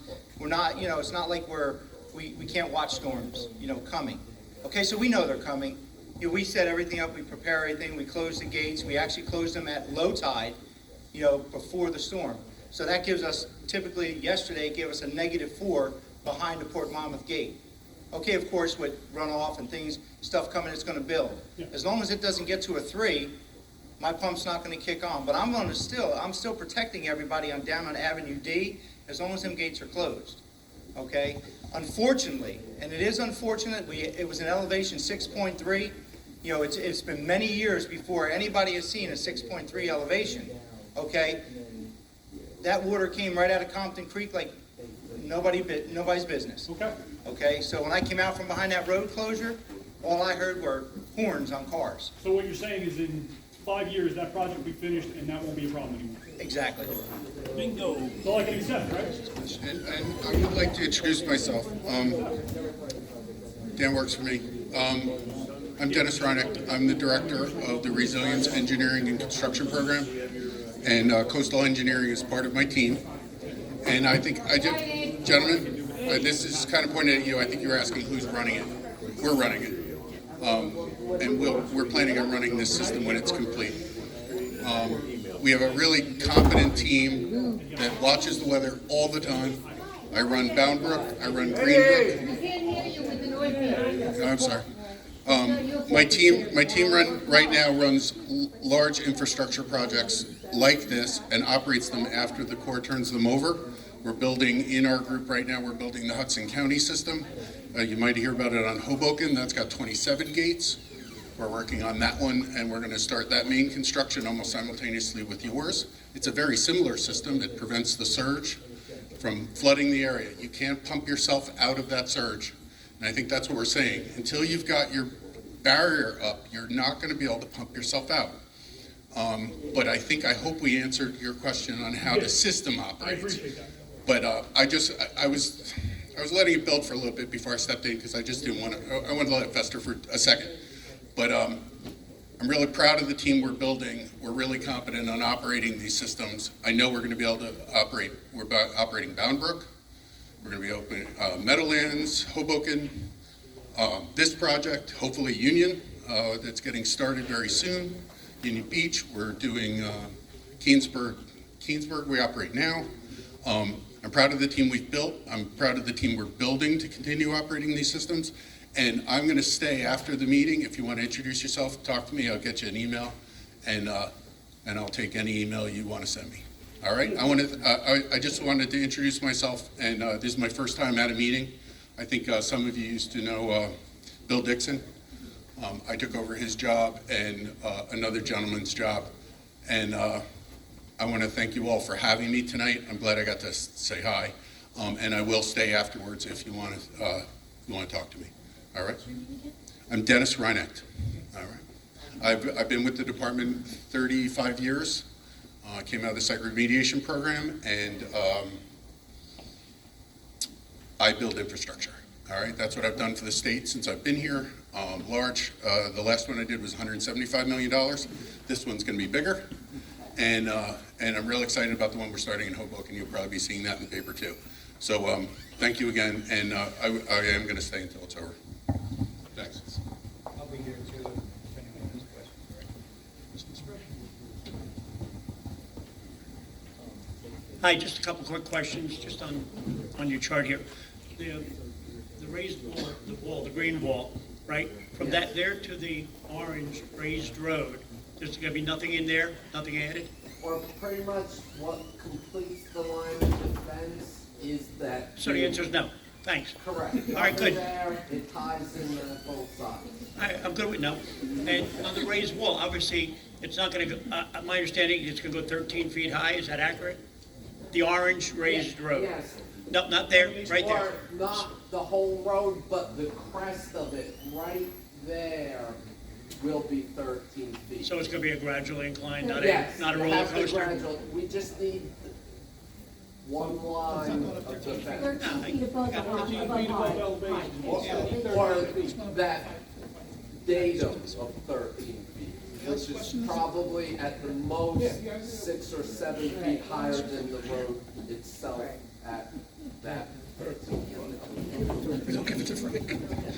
I don't know who's best to answer this question, but what does spring mode mean when the gates are put down? Spring mode. Right, it's one of the modes in the gate, I believe, is that the one with or without the pumps? Because One mode is with the pumps. Okay. Because they automatically, when we put it in spring mode, the gate is gonna travel all the way to the bottom and climb bottom. It'll hit bottom, it'll raise 5 feet, and it'll stay there, and then it starts doing its measuring on the creek side and open side. 5 feet, that's the number I was looking for. Okay, so it'll raise up, it'll sit there, it'll make its decisions, it'll close when the tide starts to rise on the outside, so it wants to keep the low. Its objective is to keep the inside as low as possible. Okay. So when that runs, I put it in spring mode, the pumps will kick on automatically at the elevation behind the gate, and reaches 3.0, the first pump will kick on. Right. Okay, and then the second pump, and then the third pump. You know, I haven't had it, I only had it where one pump had to kick on. He never actually went to the second or third at this time. Spring mode description isn't really about spring. Yeah, it's not about spring and mode, it's a name. It's basically, we put it in, just say operation with Another pump. question. Or we put it in operation where the pumps are manually, pushed in, because sometimes, you have where it's just a tidal elevation, so you're trapping the Raritan out and nothing's going on behind, no rain or nothing like that. So you would put it into what, for whatever reason, they named it storm mode. Okay, and that's actually the gates operating, everything operating except for the pump. Spring mode is fully operational, pumps operational. Okay. And that one pump is at 80 gallons of water per second. Cubic feet, we want to gallon. Dave, I just want to confirm something that the pumps, am I correct in stating that the pumps are only to pump out rainwater? Yes. Once this project is complete, yes. Thank you. My name is Kathy Rogers. I've been in Port Monmouth since 1976. And of those people that weren't here at that time, it was back in 1980 when a group of the concerned citizens of Port Monmouth would hold meetings at the firehouse. And we got the federal government and the state and our township involved. The federal government did nothing to help us. The only reason that this project today, our township, is the one that helped us along to get this done. And I can vouch for them. Our leader at that time was our congressman. I won't pronounce his name, but I'm sure everybody that lives in Port Monmouth knows who he is. Would have nothing to do with this. We started this, and we had the money put in escrows, and it was there for them to start this project. If we didn't do that back then, you wouldn't have this project today, because you wouldn't have been able to afford it. The federal government came on board after we and the township did most of the work. My other concern is that the land down by the beach where the new homes were built on Wilson Avenue, Brainerd, and Monmouth, that was all meadows back then. It was all, and back then it was called flood. You didn't build there. Well, again, thanks to our federal government, they decided that, nah, we'll make it flood plan. So you'd be able to build there. The owner went, we defeated it here in town, again to our township committee. Well, he went to the higher court. Now, I understand the man hadn't owned the property, and he had a right to do with it, so he decided he was gonna build homes there, okay? He built them on the land that always flooded with water. The houses went up. Anyone that bought those houses, if they did not ask the questions. What is the question? The question was, those houses, when they were built, you were built on stilts. If you got a flood, that wall was washed out. And you were told not to build anything in your garages. All your stuff was up in the attic. Nothing was on the ground. All my stuff is downstairs. It has been for years, because that's the way it was built. But because of that, and they knew it flooded, they put everything upstairs so you would have your heating and stuff and you wouldn't have to worry about it. I know the people here tonight have concern, and I understand, and I lost everything in Sandy. We still have local flooding, but until you allow this Army Corps of Engineers and the environmentalists and the state and federal government to finish this project, and another reason it's not finished is that we had people in the area, a lot of them from in the Belford area where we need the property, had dollar signs, and they wanted to get a lot of money for property that they had. Most of it has been settled, but there's 10 people that are still holdouts. And they think their property is worth a lot of money. I understand it's their property, but it's not a house, it's just meadows. And once they come forward and they give it to the township, then this project can get going. But we have to be patient, and I know it's hard. I've been flooded out 3 or 4 times. I've lost all my stuff 3 or 4 times. But I'm still here. We did fight for this back in the 80s, and that's why it's going. And the people that live down now on Brainerd and them have to, you get a little bit of water or you know there's a storm coming, the first thing you do is get your car. Move it. You can't put it in your garage. And a lot of people built stuff in the garage, which they shouldn't have. And when you realize that your house was up high, you should have figured there was a reason for that. So, please, you gotta be patient with these people. I had hoped this project was done a lot of time before this, but we had a lot of holdouts and a lot of things that went wrong. And that's why they were here again tonight, to try to explain to the people what went wrong.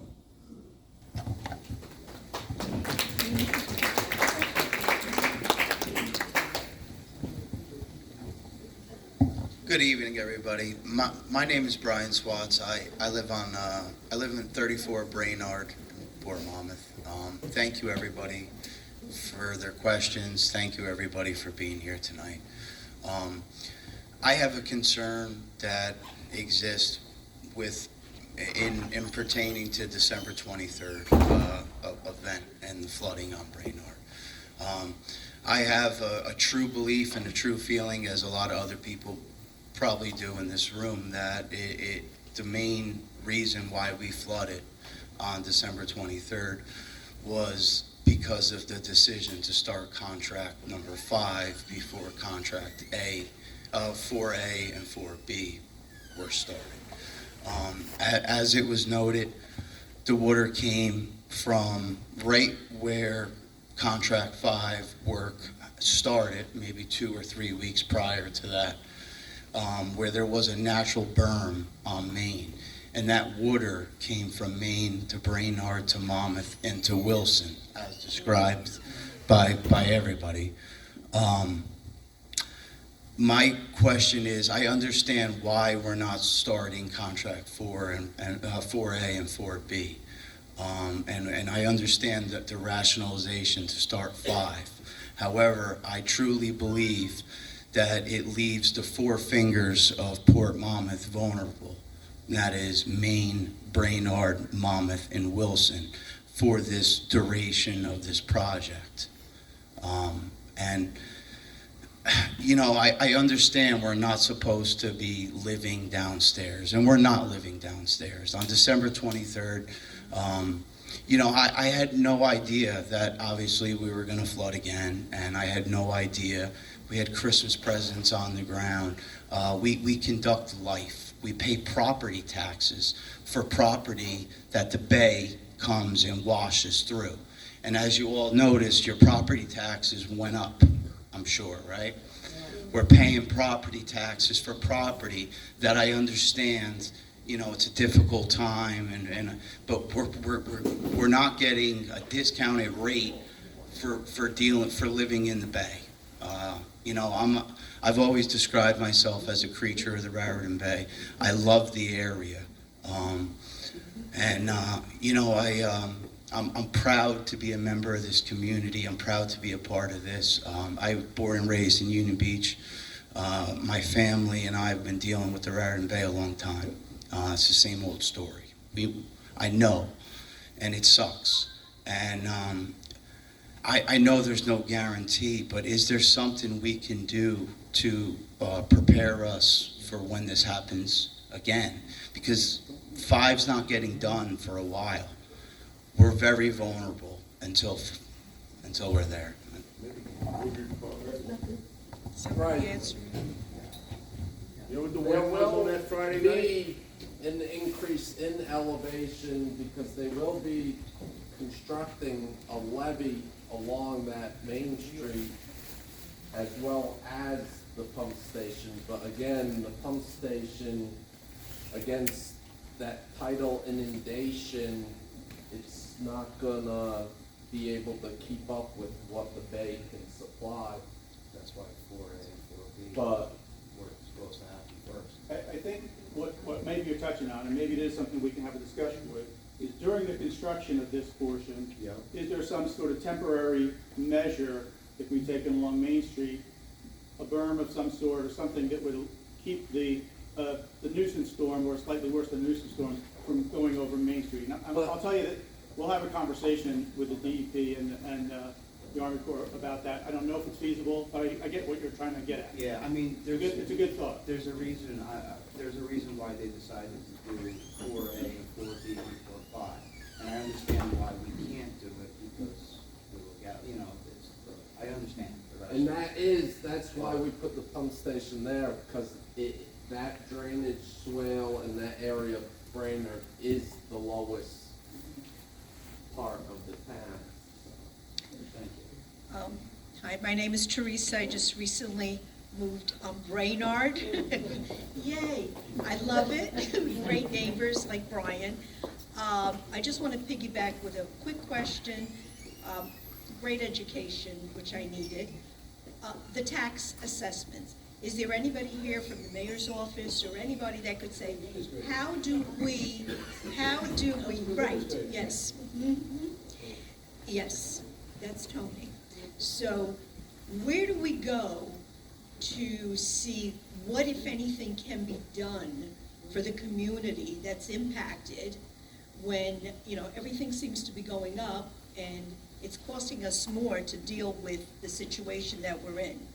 Well, I can answer it this way, and I'm not the tax assessor, and we can certainly, and if you'd like, we can certainly sit and talk to the tax assessor. But what drives tax assessments is sales of real estate. Right.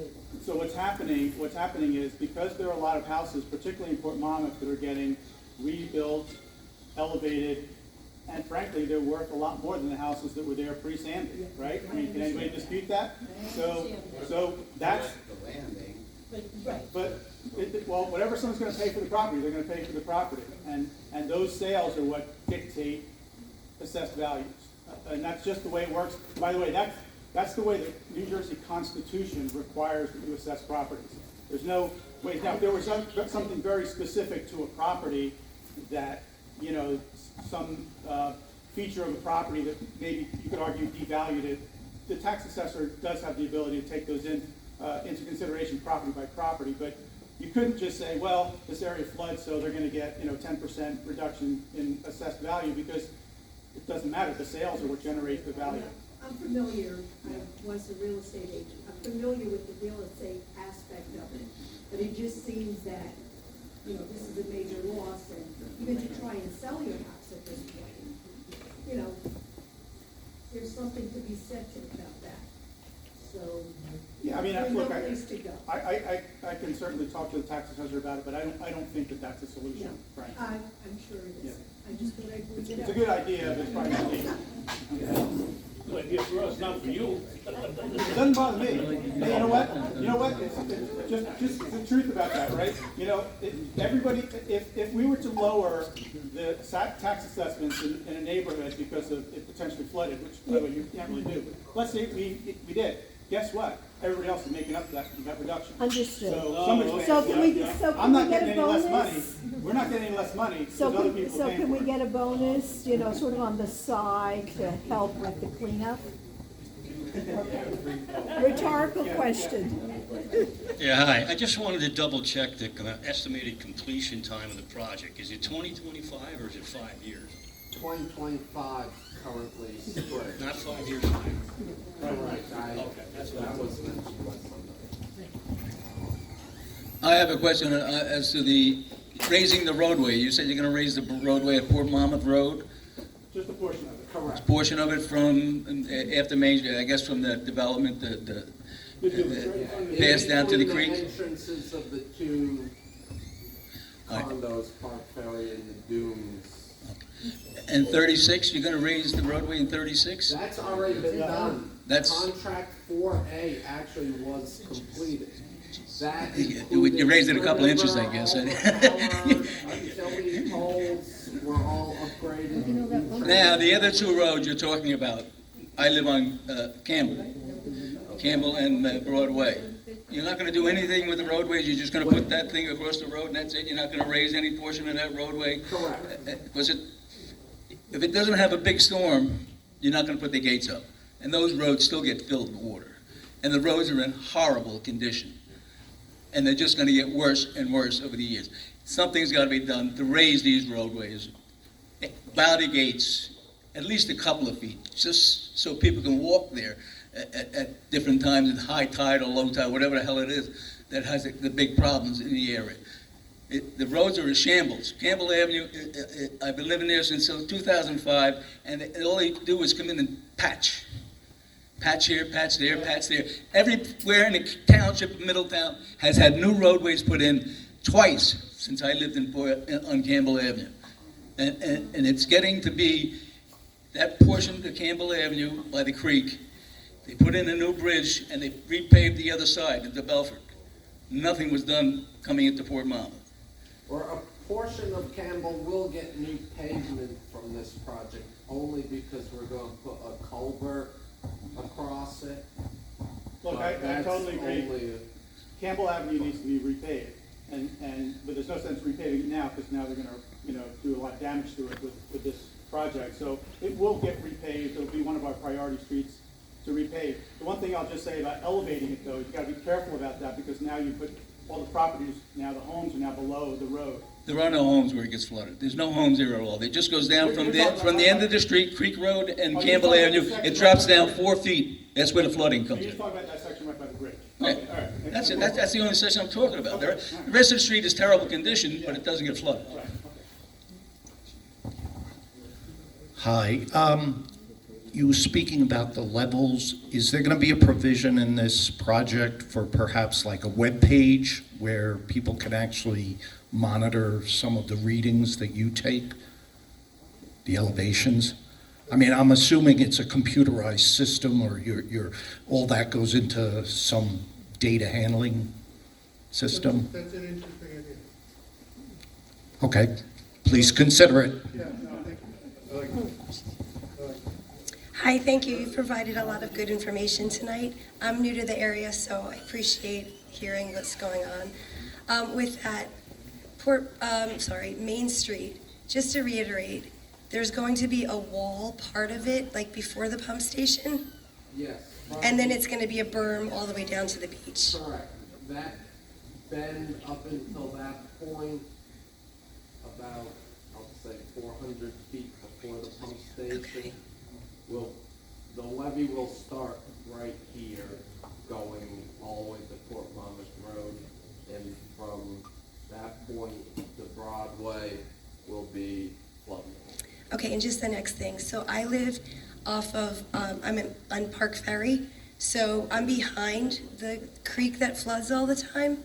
So can I just ask, like, what are you doing back there? Like, did you say you're putting drains in, or? Right, in the back, there'll be drainage swales to convey the water to the pump station along the back, and that will be earthen levee berm in back of Park there. So is that part of the project? On one side, on the Port Monmouth Road side, the road will increase in elevation. So that's part of the project you're working on now? Correct. Okay. Or that, yes.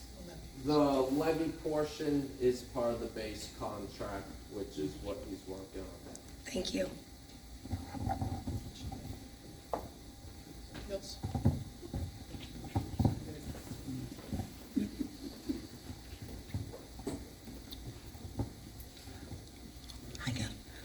Thank you all very much for this whole project that you've put so much time into and all the money that the federal government is giving us. But the consideration here is basically, I believe, what the people of Port Monmouth want to know is, when is the flooding going to stop? Between the flooding, Sandy, losing your home, which was dramatic, closing the school, which was horrendous. Where are these children can't even get to school because they can't get to the bus. The flooding was so bad. So that's a great concern to see how these side streets, in addition to the main Campbell and the main Main and the main Wilson, these side streets are so bad you can't get out of your house. So these children can't go to school. And to me, that's one of the most important things. Our taxes did go up. Our school is now closed. This is a great community that's family oriented. So I really hope you can take into consideration some of these side blocks that are getting tremendously flooded. People are losing their cars. So that's all I have to say. Thank you for the consideration. And yes, that's the whole purpose of this project, is to reduce the risk of flooding to the community. And however, until it gets completely constructed, which we're still waiting on some easements, hoping contract 4B gets awarded this summer, and within 2 years, it should be complete. My name is Bruce Stafford. I live at 39 Brainerd Avenue in Port Monmouth. Dave, for starters, you made mention at the beginning of this that it's going to be completed at the spring of 2025. The only reason I want to get that clarified is for each and every one of us that get the Middletown Matters, it states in there it's not going to be completed until the end of 2025. Okay. What's the window? A lot of it is dynamic. If you asked me 4 years ago, it would have been complete, because it is possible to complete it sooner, but adding some flexibility, because it's really driven by obtaining the real estate easements, which it's impossible for me to project how much pushback, how many times back and forth the negotiations and court cases will take. But based on what you're saying, 2025, you're looking at the spring of 2025, not the end of currently. I'd be happy if we're wrong and he's right. Put it that way. I would be very happy as well. we're no matter what, we're going to do it as fast as we can. Okay. On another subject, somebody mentioned something about dredging. That doesn't help. If you own a boat and you go out across the Raritan Bay and you hit 2 feet of water and bottom out, once you get out of that, you could be in an area that it's 200 feet deep. But guess what? The level of the water across the top is the same. There's no difference. So dredging is not gonna help. Uh, Dan, the other day you drove down Main Street. Dan? You drove down Main Street the other day through about a foot of water. When you first entered the water, you're aware of that pipe that goes under the road there? So everyone knows, a lot of that water that no one realizes goes under the street before it crosses the road on Main Street. When that tide's coming in, it could be a good hour and a half that we're getting hit with water before you see it on top of the street. And if you're in doubt about that, come and look at my backyard. I'm at 39 Brainard. I've got a lot of water back there yet, and it's up the side of my house.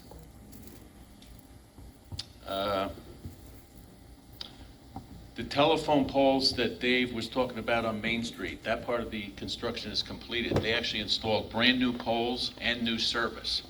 My question in reference to that, Dave, is they're doing a lot of work out on Highway 36 with new poles and new lines. Does that have anything to do with supporting electric for the pump stations? No. No. We Okay. already did our upgrade Okay. from the firehouse to the pump station. And they did a beautiful job. It looks great out there.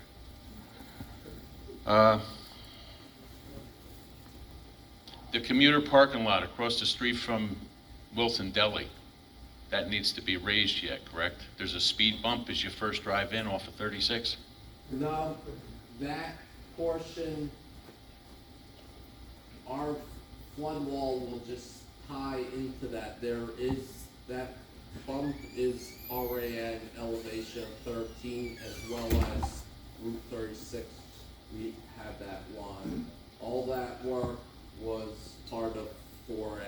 Okay, because they raised Highway 36 approximately 6 inches. But then I was told a couple of years ago that that speed bump as you enter that parking lot was what level that parking lot needed to be raised to. Is that correct or not correct? There's a speed bump as you first pull in. Right.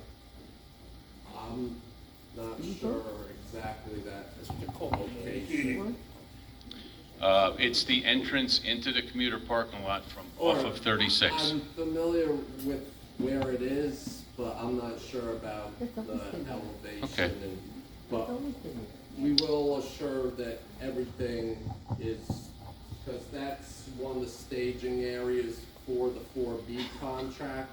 So whoever contractor gets that needs to do the surveys to ensure that we're at an elevation of 13 Okay. feet. The slide gate that's out there on Old Port Monmouth Road, when that was initially completed, there was damage done to that, I believe. There was wires cut out there, and they had to go back and rewire everything back up. Is there a maintenance contract on that slide gate? I know you had said that periodic. The non-federal sponsor, the DEP, then also operates and maintains that. When we were doing our inspection, they were responsible to get but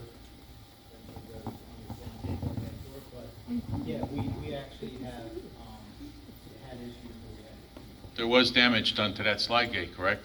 That was actually before we took it over, and then they. repaired it. Okay. Now, is there a maintenance contract on the operation of that to make sure it's functioning properly? We actually do the maintenance ourselves. Okay. All right. Okay. All right. Just a suggestion, if that damage ever happens again, they might want to consider putting a camera out there. Because that was pretty serious. Because that made it not operational. Or, we actually have contingency methods, like the car method. It does not need the remote control or anything. Yeah, we typically, we do all our testing with the electric, closing it with the power. And then we also, when we do our testing, we do block and tackle and just back it up. It only took, I think, the county's little gator. We hooked it to the back of that and it pulled it closed. So basically, even the last time that we closed it, because it's so much easier just to hook up, lock and tackle and just back up and shut it, than to sit there, and just wait, I think it's 14 minutes, from start to finish. So we just use it manual, and all our testing is done with the electric to make sure everything's okay. So. And I want to thank Dan too, because I spoke to him the other day. They've been doing a great job with those slide gates at the Hughes Creek near the marina. Every time I go up there and check those gates, when we're supposed to get a serious storm or northeast wind with new moon or full moon, they've been closing those slide gates at mean low tide. And when I say mean low tide, that means when the tide is as far out as it can go, the slide gates get closed, and that means all of the meadows out there is empty right now, which means any of that water that we're getting from Compton Creek, if things are working properly, should drain out there, okay? So under normal conditions, if the water goes over the curb in front of your house and it hits the storm drains, it should be able to drain out, providing everything is working properly into the Fuse Creek area. I should say Compton Creek, headed towards the marina. Earlier, Dave, you had mentioned that, and I know the last meeting I was at, there was a replenishment of sand every 10 years. Now, you completed the project in 2015. Are we talking 10 years from start of project or 10 years at completion of project? Because to the left side of the groin, a lot of the sand has eroded away.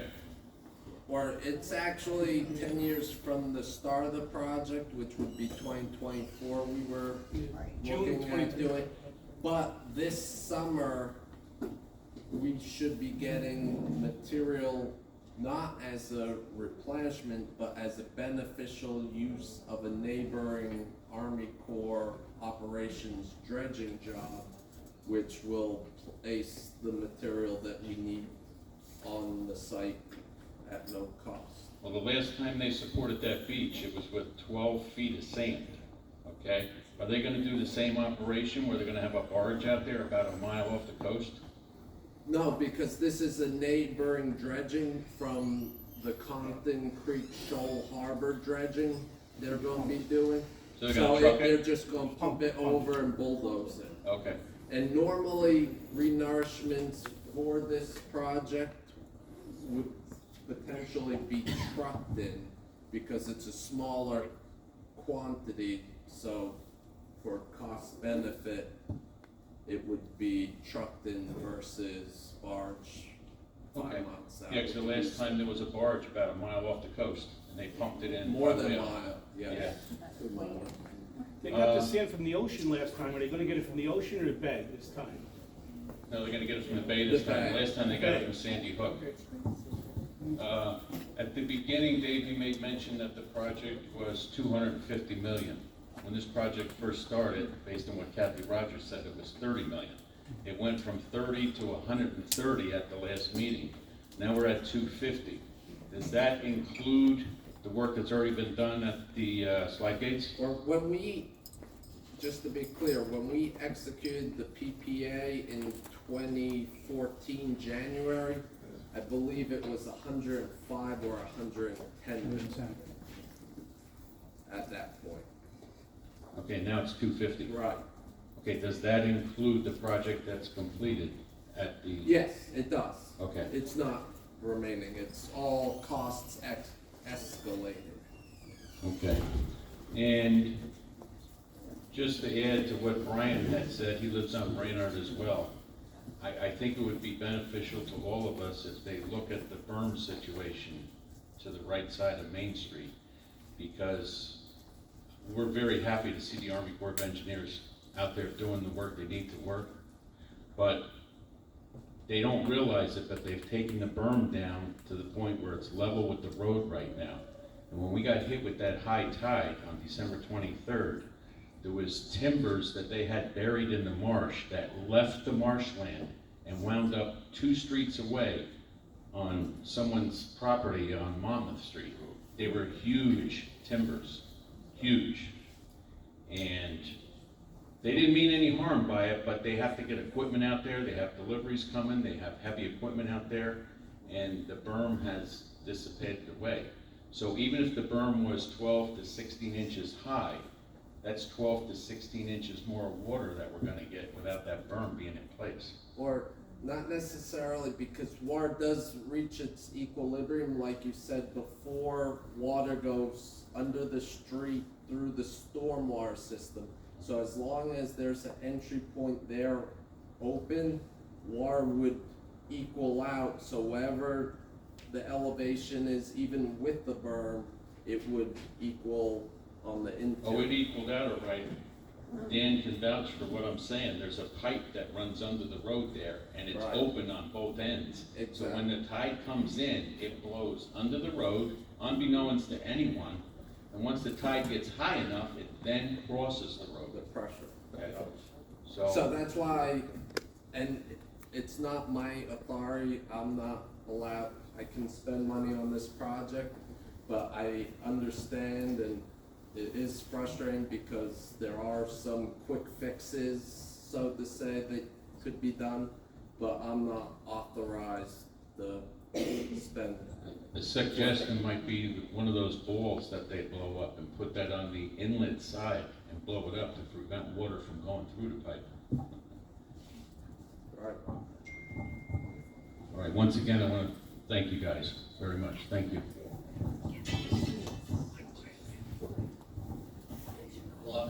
You had mentioned that the project was fully funded at the beginning of construction, and now it's about $100 million more. Is the balance of the project funded? Yes, this project is still currently funded. Hi, excuse me. So I have a question. If you can explain to me the road raising, just, I'm trying to visualize with the water, like how that affects right now. Like, I know it's gonna raise, but then how does that affect how things settle? And sort of connected to that is, will there be like a speed bump? I mean, how is that gonna affect like just the speed of people driving on that road? Or it will be gradual, so it'll be a gradual increase so this area where there's going to be levee will tie into the road. There's going to be sheeting under the road, and the road will be at 13 feet there.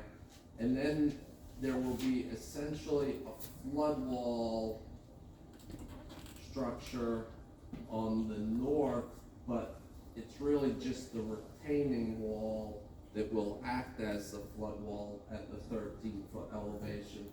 And then it will tie into this portion of levee that ties into the dune.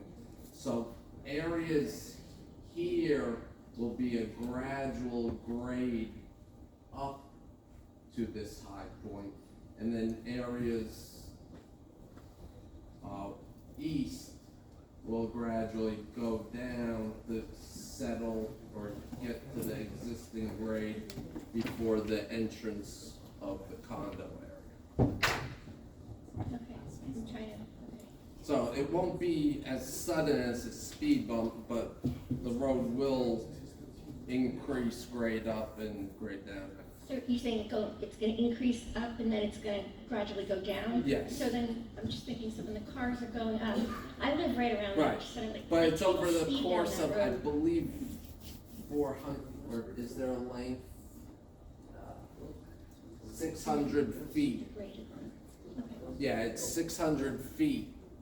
So over the course of the 600 feet, it would rise, I believe that maximum amount is about 7 feet in elevation.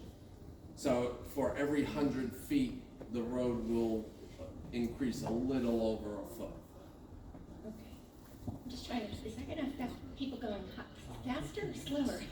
I guess it depends on what side of the road you live. I'm being selfish, but I'm just curious. Oh, no.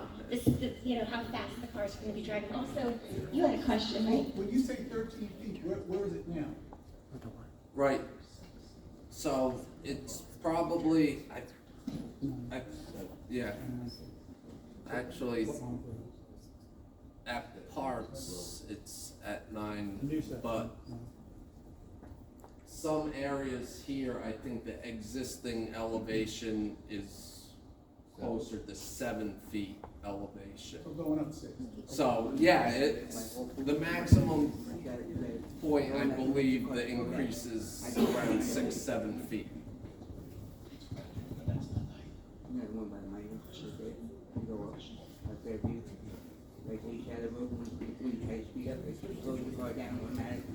Thank you. How you doing? I'm Dave. I live on Willow Street at the end. Okay. So the way I understand it, you got to cross the Henry Hudson Trail with a man gate. I guess, Dan, that'll be under your, who closes that gate on the Henry Hudson Or, Trail? see, now, that gate is the same as the Campbell Ave gate. The Henry Hudson Trail will kind of do a horseshoe curve to Campbell Ave. So you'll be able to get on the trail at Campbell Ave. So you're gonna reroute the track? Correct. Okay. The second part of that question is, if you're familiar with Willow Street, it's very long. The whole street drains to a sewer in front of my house, which also has a drainage creek that runs parallel to the Henry Hudson Trail. Yes, this one right. Okay, so during high rain events, similar to what everyone at Brainerd, and a certain tide, sewers obviously don't drain. So how do you get that water to the other side of the wall?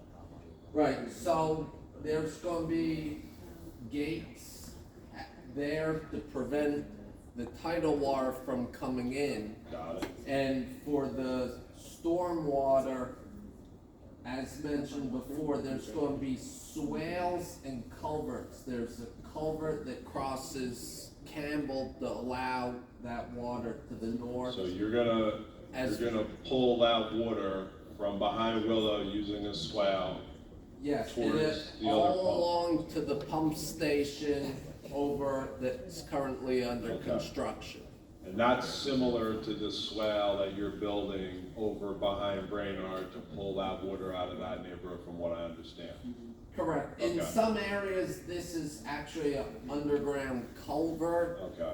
And an open swale. Swales are generally more open. They're not sealed pipe.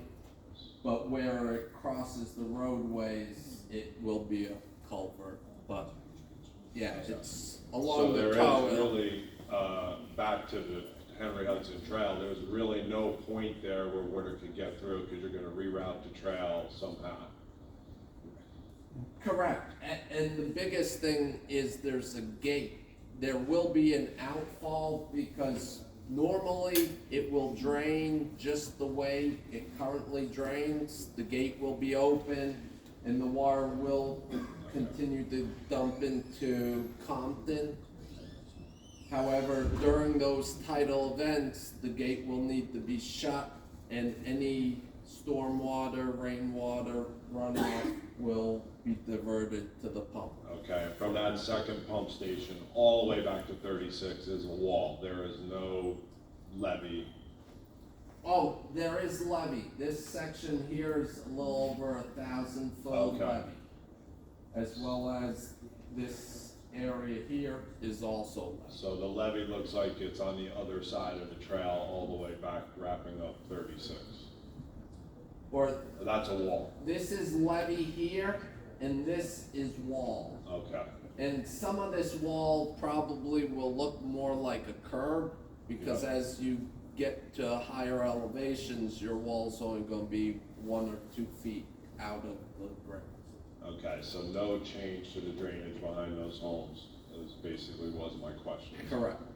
I'm thankful that we're getting this project done. I've been here 20 years, lost my house during Sandy, like everybody else is probably here, but I know it takes time. I'm fingers crossed for 2025 that we're all protected. You know, it's been a long time coming. Thank you.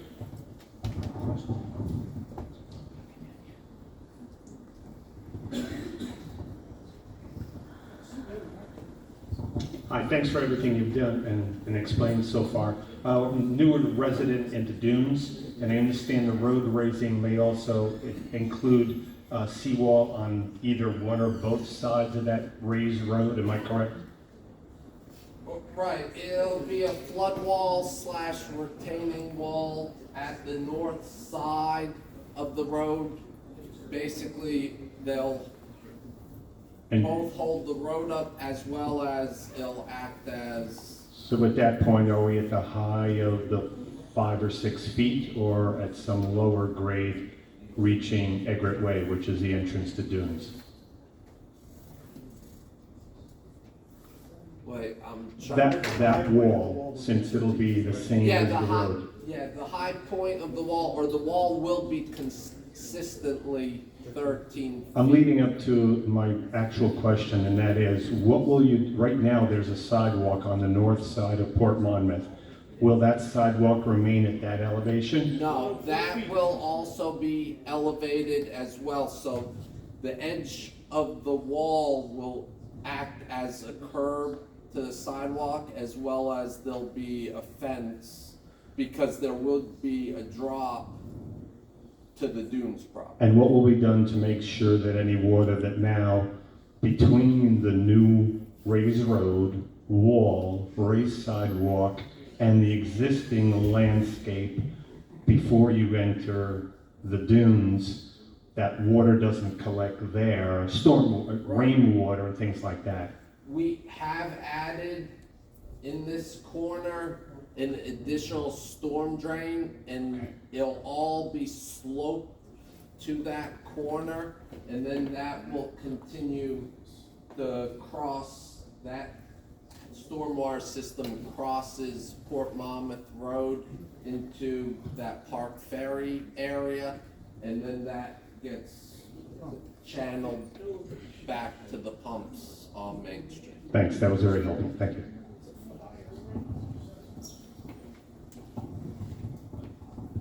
Hey, how are you? So, I understand that people don't want to sell their properties that have to be involved in the project, and if this has been going on since the 80s, what's going to change it now? Or because we're not able, it's fairly recent because we're not able to give the non-federal sponsor notice to, and it's not really sell as in the entire property, it's more compensation. We're not kicking anybody out of their homes. It's compensation for use and to be able to build the inconvenience because we need construction equipment on their property. Just, let me explain how the real estate part of it works, because that is, it's kind of a complicated component. But first, let me tell you, the people who hold out, it doesn't really slow down the construction because we go to the court, we post money with the court, and the project proceeds. The complicated part of it is that before you can even do that, we had to get surveyors who had to go to every single property and survey the route of the wall or the levee, whichever it was going to be. They had to survey that. There's environmental rules that you have to look at. There's soil issues that you have to look at, and then you have to meet with the property owner, and make sure it's not going to really negatively impact somebody.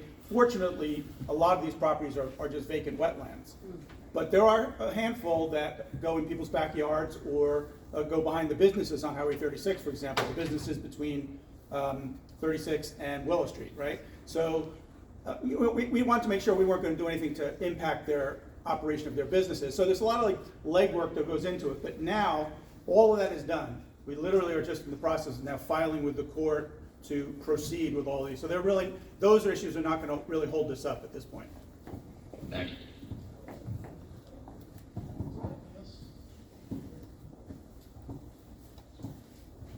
Hi, Mayor. Hi, thank you. I'm just wondering, I know I missed part of the presentation, but are there going to be additional storm drains? I heard you say in the one area by Park Ferry, by the dunes. Are there going to be additional storm drains throughout the town? Or mainly at Brainerd, there will be a lot of catch basins to get the water through that low point in town, through the culvert, through the swale to the pump station. For the most part, this existing storm drains will be able, or tracks of the water, such as the one behind Willow, will feed into our drainage swales along the border of the project that can flow to the pump station. So additional actual catch basin or storm drains aren't needed. We're using existing infrastructure. Okay. I live at the end of Seabreeze, and it's right adjacent to Port Monmouth Line, right there. And the end of Seabreeze it's constantly flooded over our curb. You know, the street is actually wearing away, it's gone. And there's a creek that runs there. And there is one of those drains that goes under the road, right Culvert, into the right. meadow there on Florida. But that's always getting clogged up. I mean, is there like a constant, like, let's keep these clear and make sure that they're running? Yeah. That's a separate drainage system with Middletown, but you can call Public Works as well. I got you. And we work with the county if they're asking for additions. Okay. Thank you. Do we have any questions? Yes.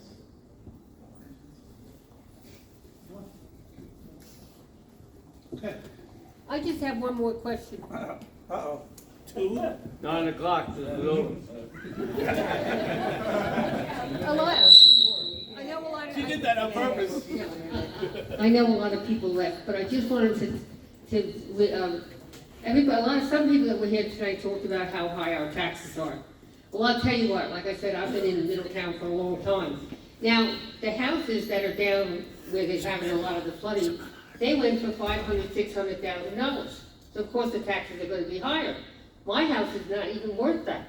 I couldn't get that if I tried to hand it to you.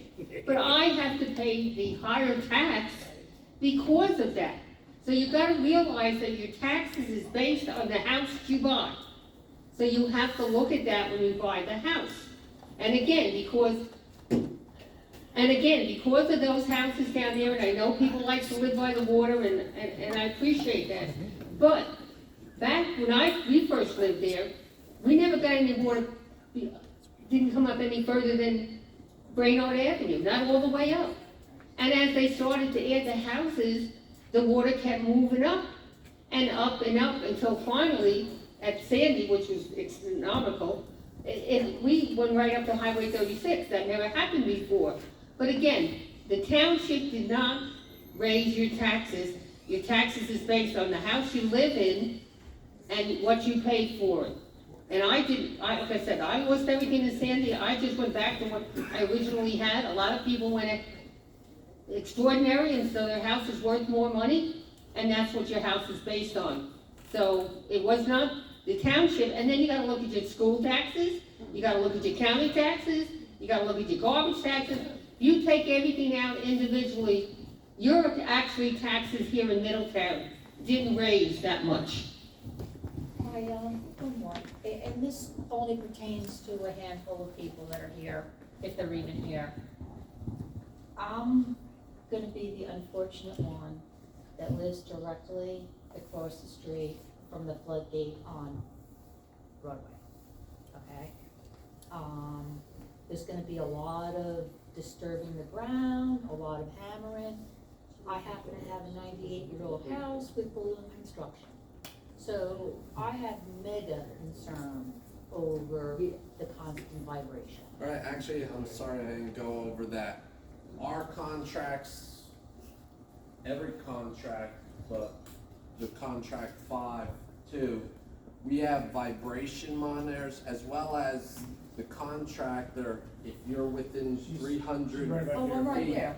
I'm right there. Right, if you're within Thank you. 300 feet of an awarded section, you will get a notice from our contractor's subcontractor to do a pre-home inspection, I will which get a is, notice? yes. Oh. So you'll get notice to do this inspection, so they can inspect your home, And let's, okay, check, just, as well as we set up real-time vibration monitors, because there will be pile driving, we understand, and we don't wanna cause any So if you damage. see a crazy lady running across the street, screaming at them to stop or beat the crap out of them, it means I saw something crack and Right. shift. And they'll also get a text message 75% before, or actually 25% before damage is caused, to stop and reevaluate their methodology of construction, because we have an exceedance level that they can't cause more than 1 inch per second vibration. So I have a further question, and my neighbors aren't here, I have no clue. This pounding is only gonna really, involve maybe like 2 blocks of houses, if that, okay? The rest of them are getting the dirt levy. And other ones live too far away. Now, like, I have, the other ones around me are new houses, right there on Main Street, wood pilings. Another gentleman next to me has, just, masonry piers, columns. And then they have, the other ones, 3 houses have the foundation, the, Superior walls, thank you. yeah. Superior walls. So, a certain vibration might affect me, but not him. How do you, who's Or gonna it's- determine that? It's still based on the level of vibration, so it shouldn't, but that's why do these pre-inspections, they'll go around, check mark if you have existing cracks as well, and if there is a problem, that a new crack. I mean, my that- house was totally redone, and they raised me up, but they also did, new foundation on top of what I had as an existing footing and foundation. The engineers at that time felt, listen, if the footing stood up during Hurricane Sandy, you're really compacted, it's a good base, and they went up. But, you know, I have a lot of concern on the vibration. Right, and we put the vibration monitors between our work and the homes, so they are closer to the actual work. Because if you're doing And the 40 contractor feet back from the stops. street, and what is the street, 20 feet, 30 feet? So 40, 70, and then my feet's another, a house is another 20 feet away. You're like less than 100 feet away from my house you're doing this. Oh, exactly, you know, on Old Port Monmouth Road, the Coils. Coils house, Yeah. we put They were here before. monitors in I don't know if it's between left. there. That's that one house where you see the wall around it, Yeah. right? The one house, We were yeah. driving piles within 10 feet of their house. Or the bases. They're also a newer construction, so that, again, that's. Not really, when, no, it's not new, no, that's been there for a long time, yeah. But yeah, Rare, just- it's rare for the vibration, you're gonna feel the vibration. Uh-huh. Your perception is much more I felt it sensitive. when they were doing the dunes. You'll feel it down with trucks, the street. even when we're doing the levee. Right. The trucks carrying the dirt, you're gonna feel that. Right. I feel it now, when they go past Main Street, if I'm sitting on the couch, yeah. But there's an established level that, Threshold. it's a threshold that damage doesn't occur Does the below monitor that. go on my house, or is No, it you'll see on it. the ground. in the ground? It'll look like a box, and it's got a rod driven into the ground that senses the vibrations. But I'll definitely be in contact with somebody to come in and check my house before. Yes. What was your address, so I can? 92 Main Street. 92 Right Main? there, yeah. Yeah. So I don't know if they're part of the option. They or- are part of the auction area. So you won't get a Yes. notification with what we're doing right now. Right, because you're further down the street, We're right? not, yeah. Right. When the option is awarded, then, you know, when Okay. they start to do that work, so I wanna emphasize to everybody, if you get that notice, take advantage of that inspection. Oh, yeah. It's photo inspection, it's detailed inspection, and it'll just eliminate or minimize any disputes down the road. And in the event there is a problem, who pays for the repair? The contractor, yeah, they're insured for that type of stuff. So, they would negotiate it out with you or resolve the claim with you. The challenge is whether or not it exceeds the threshold. So, I say challenge, but contractually, that's where the liability lies. I really don't have a question. I just want to thank you guys for doing this, and for the people who are listening to me. I've lived here for 60 years. I've investigated this thing since day one. I know Dave, I know just about everybody here, and it's gonna work. Let me tell you, people, it's gonna work. Yes, it is. One more question. Picture it down back up. One more question. If you would. Well, Yeah, Well, you're the flood wall. Your picture from Irene? Yeah. I'm not sure if this is for the Army Corps, and I probably disagree a little bit with this gentleman. I mean, this strategy looks as though it may work for a certain period of time, given the patterns with our climate. Has there been any consideration of perhaps discouraging development in these sensitive, in these vulnerable areas, or like some sort of managed retreat? Has that option been considered? we try to keep that. Yeah, we do look at that, and I can tell you, after Sandy, there was a lot of discussion about that. But let me tell you the reality of what happens, and Kathy will know this better than most people, but the average person who lived in Port Monmouth, their average house was probably worth $100,000, right? If the federal government came and said, we're gonna buy you out, we'll pay you your $100,000 for your property, that person would be almost impossible for them to rebuy somewhere else in Middletown. Now you're talking about sending them to a different school district, taking their kids out of the school district. It became a very emotional issue. And people look at that and say, you're forcing me out of my home. That's the way they look at it. So that was not an option that was viable for Port Monmouth. And it's not an option that's viable in most places. We're a little bit unusual here. You know, in most parts of the country, people live closest to the water, well-to-do and high property values. Just the opposite here, right? You know, Port Monmouth, North Middletown, probably our lowest property values in town. Now it's changing as the houses get elevated. But at the time, buying people out didn't make social sense for people because they would have been forced out of town, basically. I just think of a long-term plan, like, I mean, not to force anybody out, force anybody to sell, but long-term to maybe not continue having these houses in areas. Well, where first of all, Port Monmouth, Belford, there's not a heck of a lot left to build on. And Thank God. so and I will tell you that right on Park Avenue, right down the street from Park Ferry, right where those new houses are, right, that have gravel yards, by the way. Those were smaller bungalows. Most of them were damaged in Sandy. We went to, the state has a program called Blue Acres, where they will buy properties. We went to them and said, look, why don't these people have moved out of their houses, they're not coming back. Let us buy these properties using this Blue Acres money. It wasn't enough. They will buy a block of 10 houses, a block of 20 houses. This was like 3 or 4 houses. They weren't interested, they wouldn't fund it.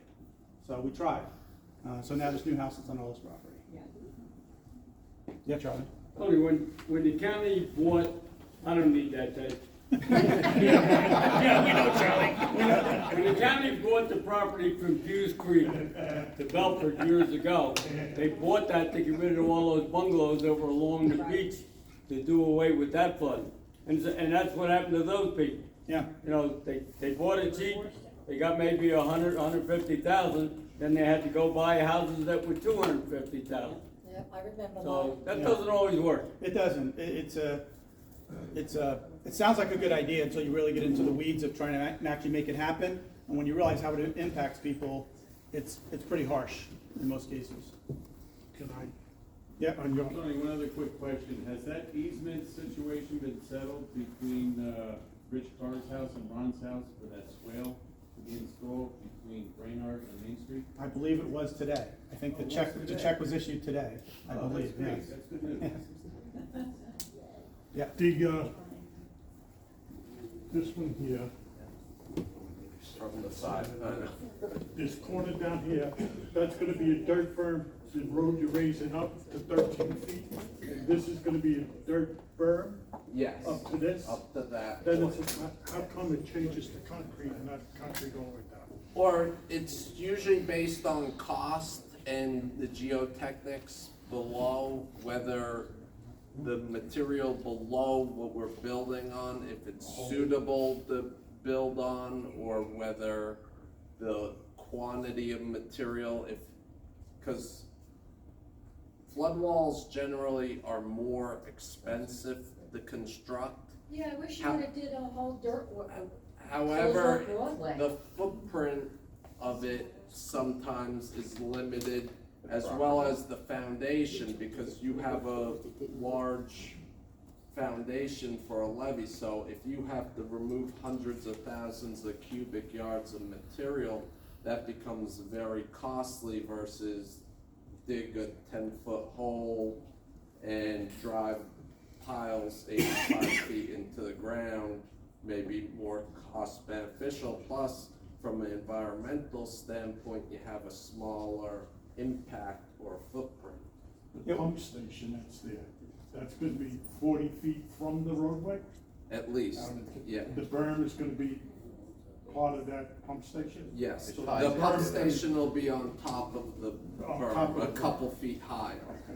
Well, the control building, right? The pumps and everything are down low. One other thing I should add, and we didn't really touch on this, but you see these purple areas here, and over here? So what Dave's talking about is when you build the levees, right, the base is pretty wide. Almost every bit of that throughout here is wetlands, right? So you're not allowed to disturb wetlands, you're not supposed to disturb wetlands. The DEP have rules that say, if you disturb it, X amount of square feet of wetland, you have to make up for it somewhere else. And this is a good rule, really. And so, if anybody who's familiar, and I live right near here, and everyone knows this area, just on the other side of the levee, on the East Keysburg side, those wetlands are in horrible condition, right? They're filled with these Phragmites, which are an invasive plant that actually destroy wetlands. All part of this project is going to be to restore all these areas get rid of the Phragmites, replace it with natural wetlands vegetation that is much better for the local ecology. So with all the construction that's happening, there's other things happening too to improve the environment and improve the ability of these wetlands areas to store stormwater. So that's really, other than the ecology, one of the purposes of wetlands is to store stormwater, so it doesn't wind up in our basements and in our houses. So the healthier those wetlands are, the more water they'll be able to. Did they mitigate them already? It hasn't been done yet. No, it has not been done. We Right. purchased wetland mitigation bank credits, so there's been mitigation in other areas of the state, but these two two. areas Yeah, these haven't have been not done yet. Okay. yet been mitigated. We're When you- finalized. When you do some of the work on Creek Road, I don't know what part of Creek Road, maybe I'm in the wrong area, but in the middle of Creek Road, there's this big long ditch. And they used to come and they used to pump it out. They used to clean it out. Now, we have new construction going on, 2 or 3 houses and they're dumping their stuff in there. And it's now backed up, and so now instead of the water, it's taken from the storm drain that's right there, that used to go into there's nowhere for it to go. So why aren't they cleaning these out anymore? Well, now that you've just reported this, but no, we will talk to the county though. The county, what used to be called the Mosquito Commission, they would go in and clean out these creeks periodically. And if we request a location where there's excess material being dumped in there and starting to block up the flow of water, they'll usually do it. So Ted or I will talk to them and get that on their schedule. Yeah. That'll help the people on Creek Road. Yeah. Just to end on a positive note for tonight, Joe is my team leader I'm the resident engineer for the construction that's ongoing right now. Both of us worked on the flood control program in Boundbrook. Took us probably 10 years to complete it. It was a bigger, and Tom worked. Can I tag along with that? Tom Slawinski, I'm assigned with DEP to the Coors project, Peckman River, and also Passaic Title out of Newark. But Boundbrook, where there was a lot of loss of cars and property, and we lost 3 people. 3 people died. 16 years to complete about 2 miles of levee, mile and a half of levee, and about almost, I'd say 3/4 mile of flood walls in various spots. 2 pump stations, 2 road closure gates, and a railroad closure gate. So 16 years, please be patient, we're almost there. But the point is, it's working in Boundbrook. The flood maps have been revised there. That's another lengthy process. But yeah, one of the pictures Dave showed tonight was of one of the flood walls there during Hurricane Irene. You had it was almost like it was a test of our system. One side of the wall, the water was maybe 12 inches from the top of our wall. The other side, it was bone dry. And it was a chemical plant on the other side. So, stay with us, keep pushing us. You know, we're here to build this thing and get it done to reduce your potential for flooding. So, but thank you all for coming out tonight. Thank you for your work.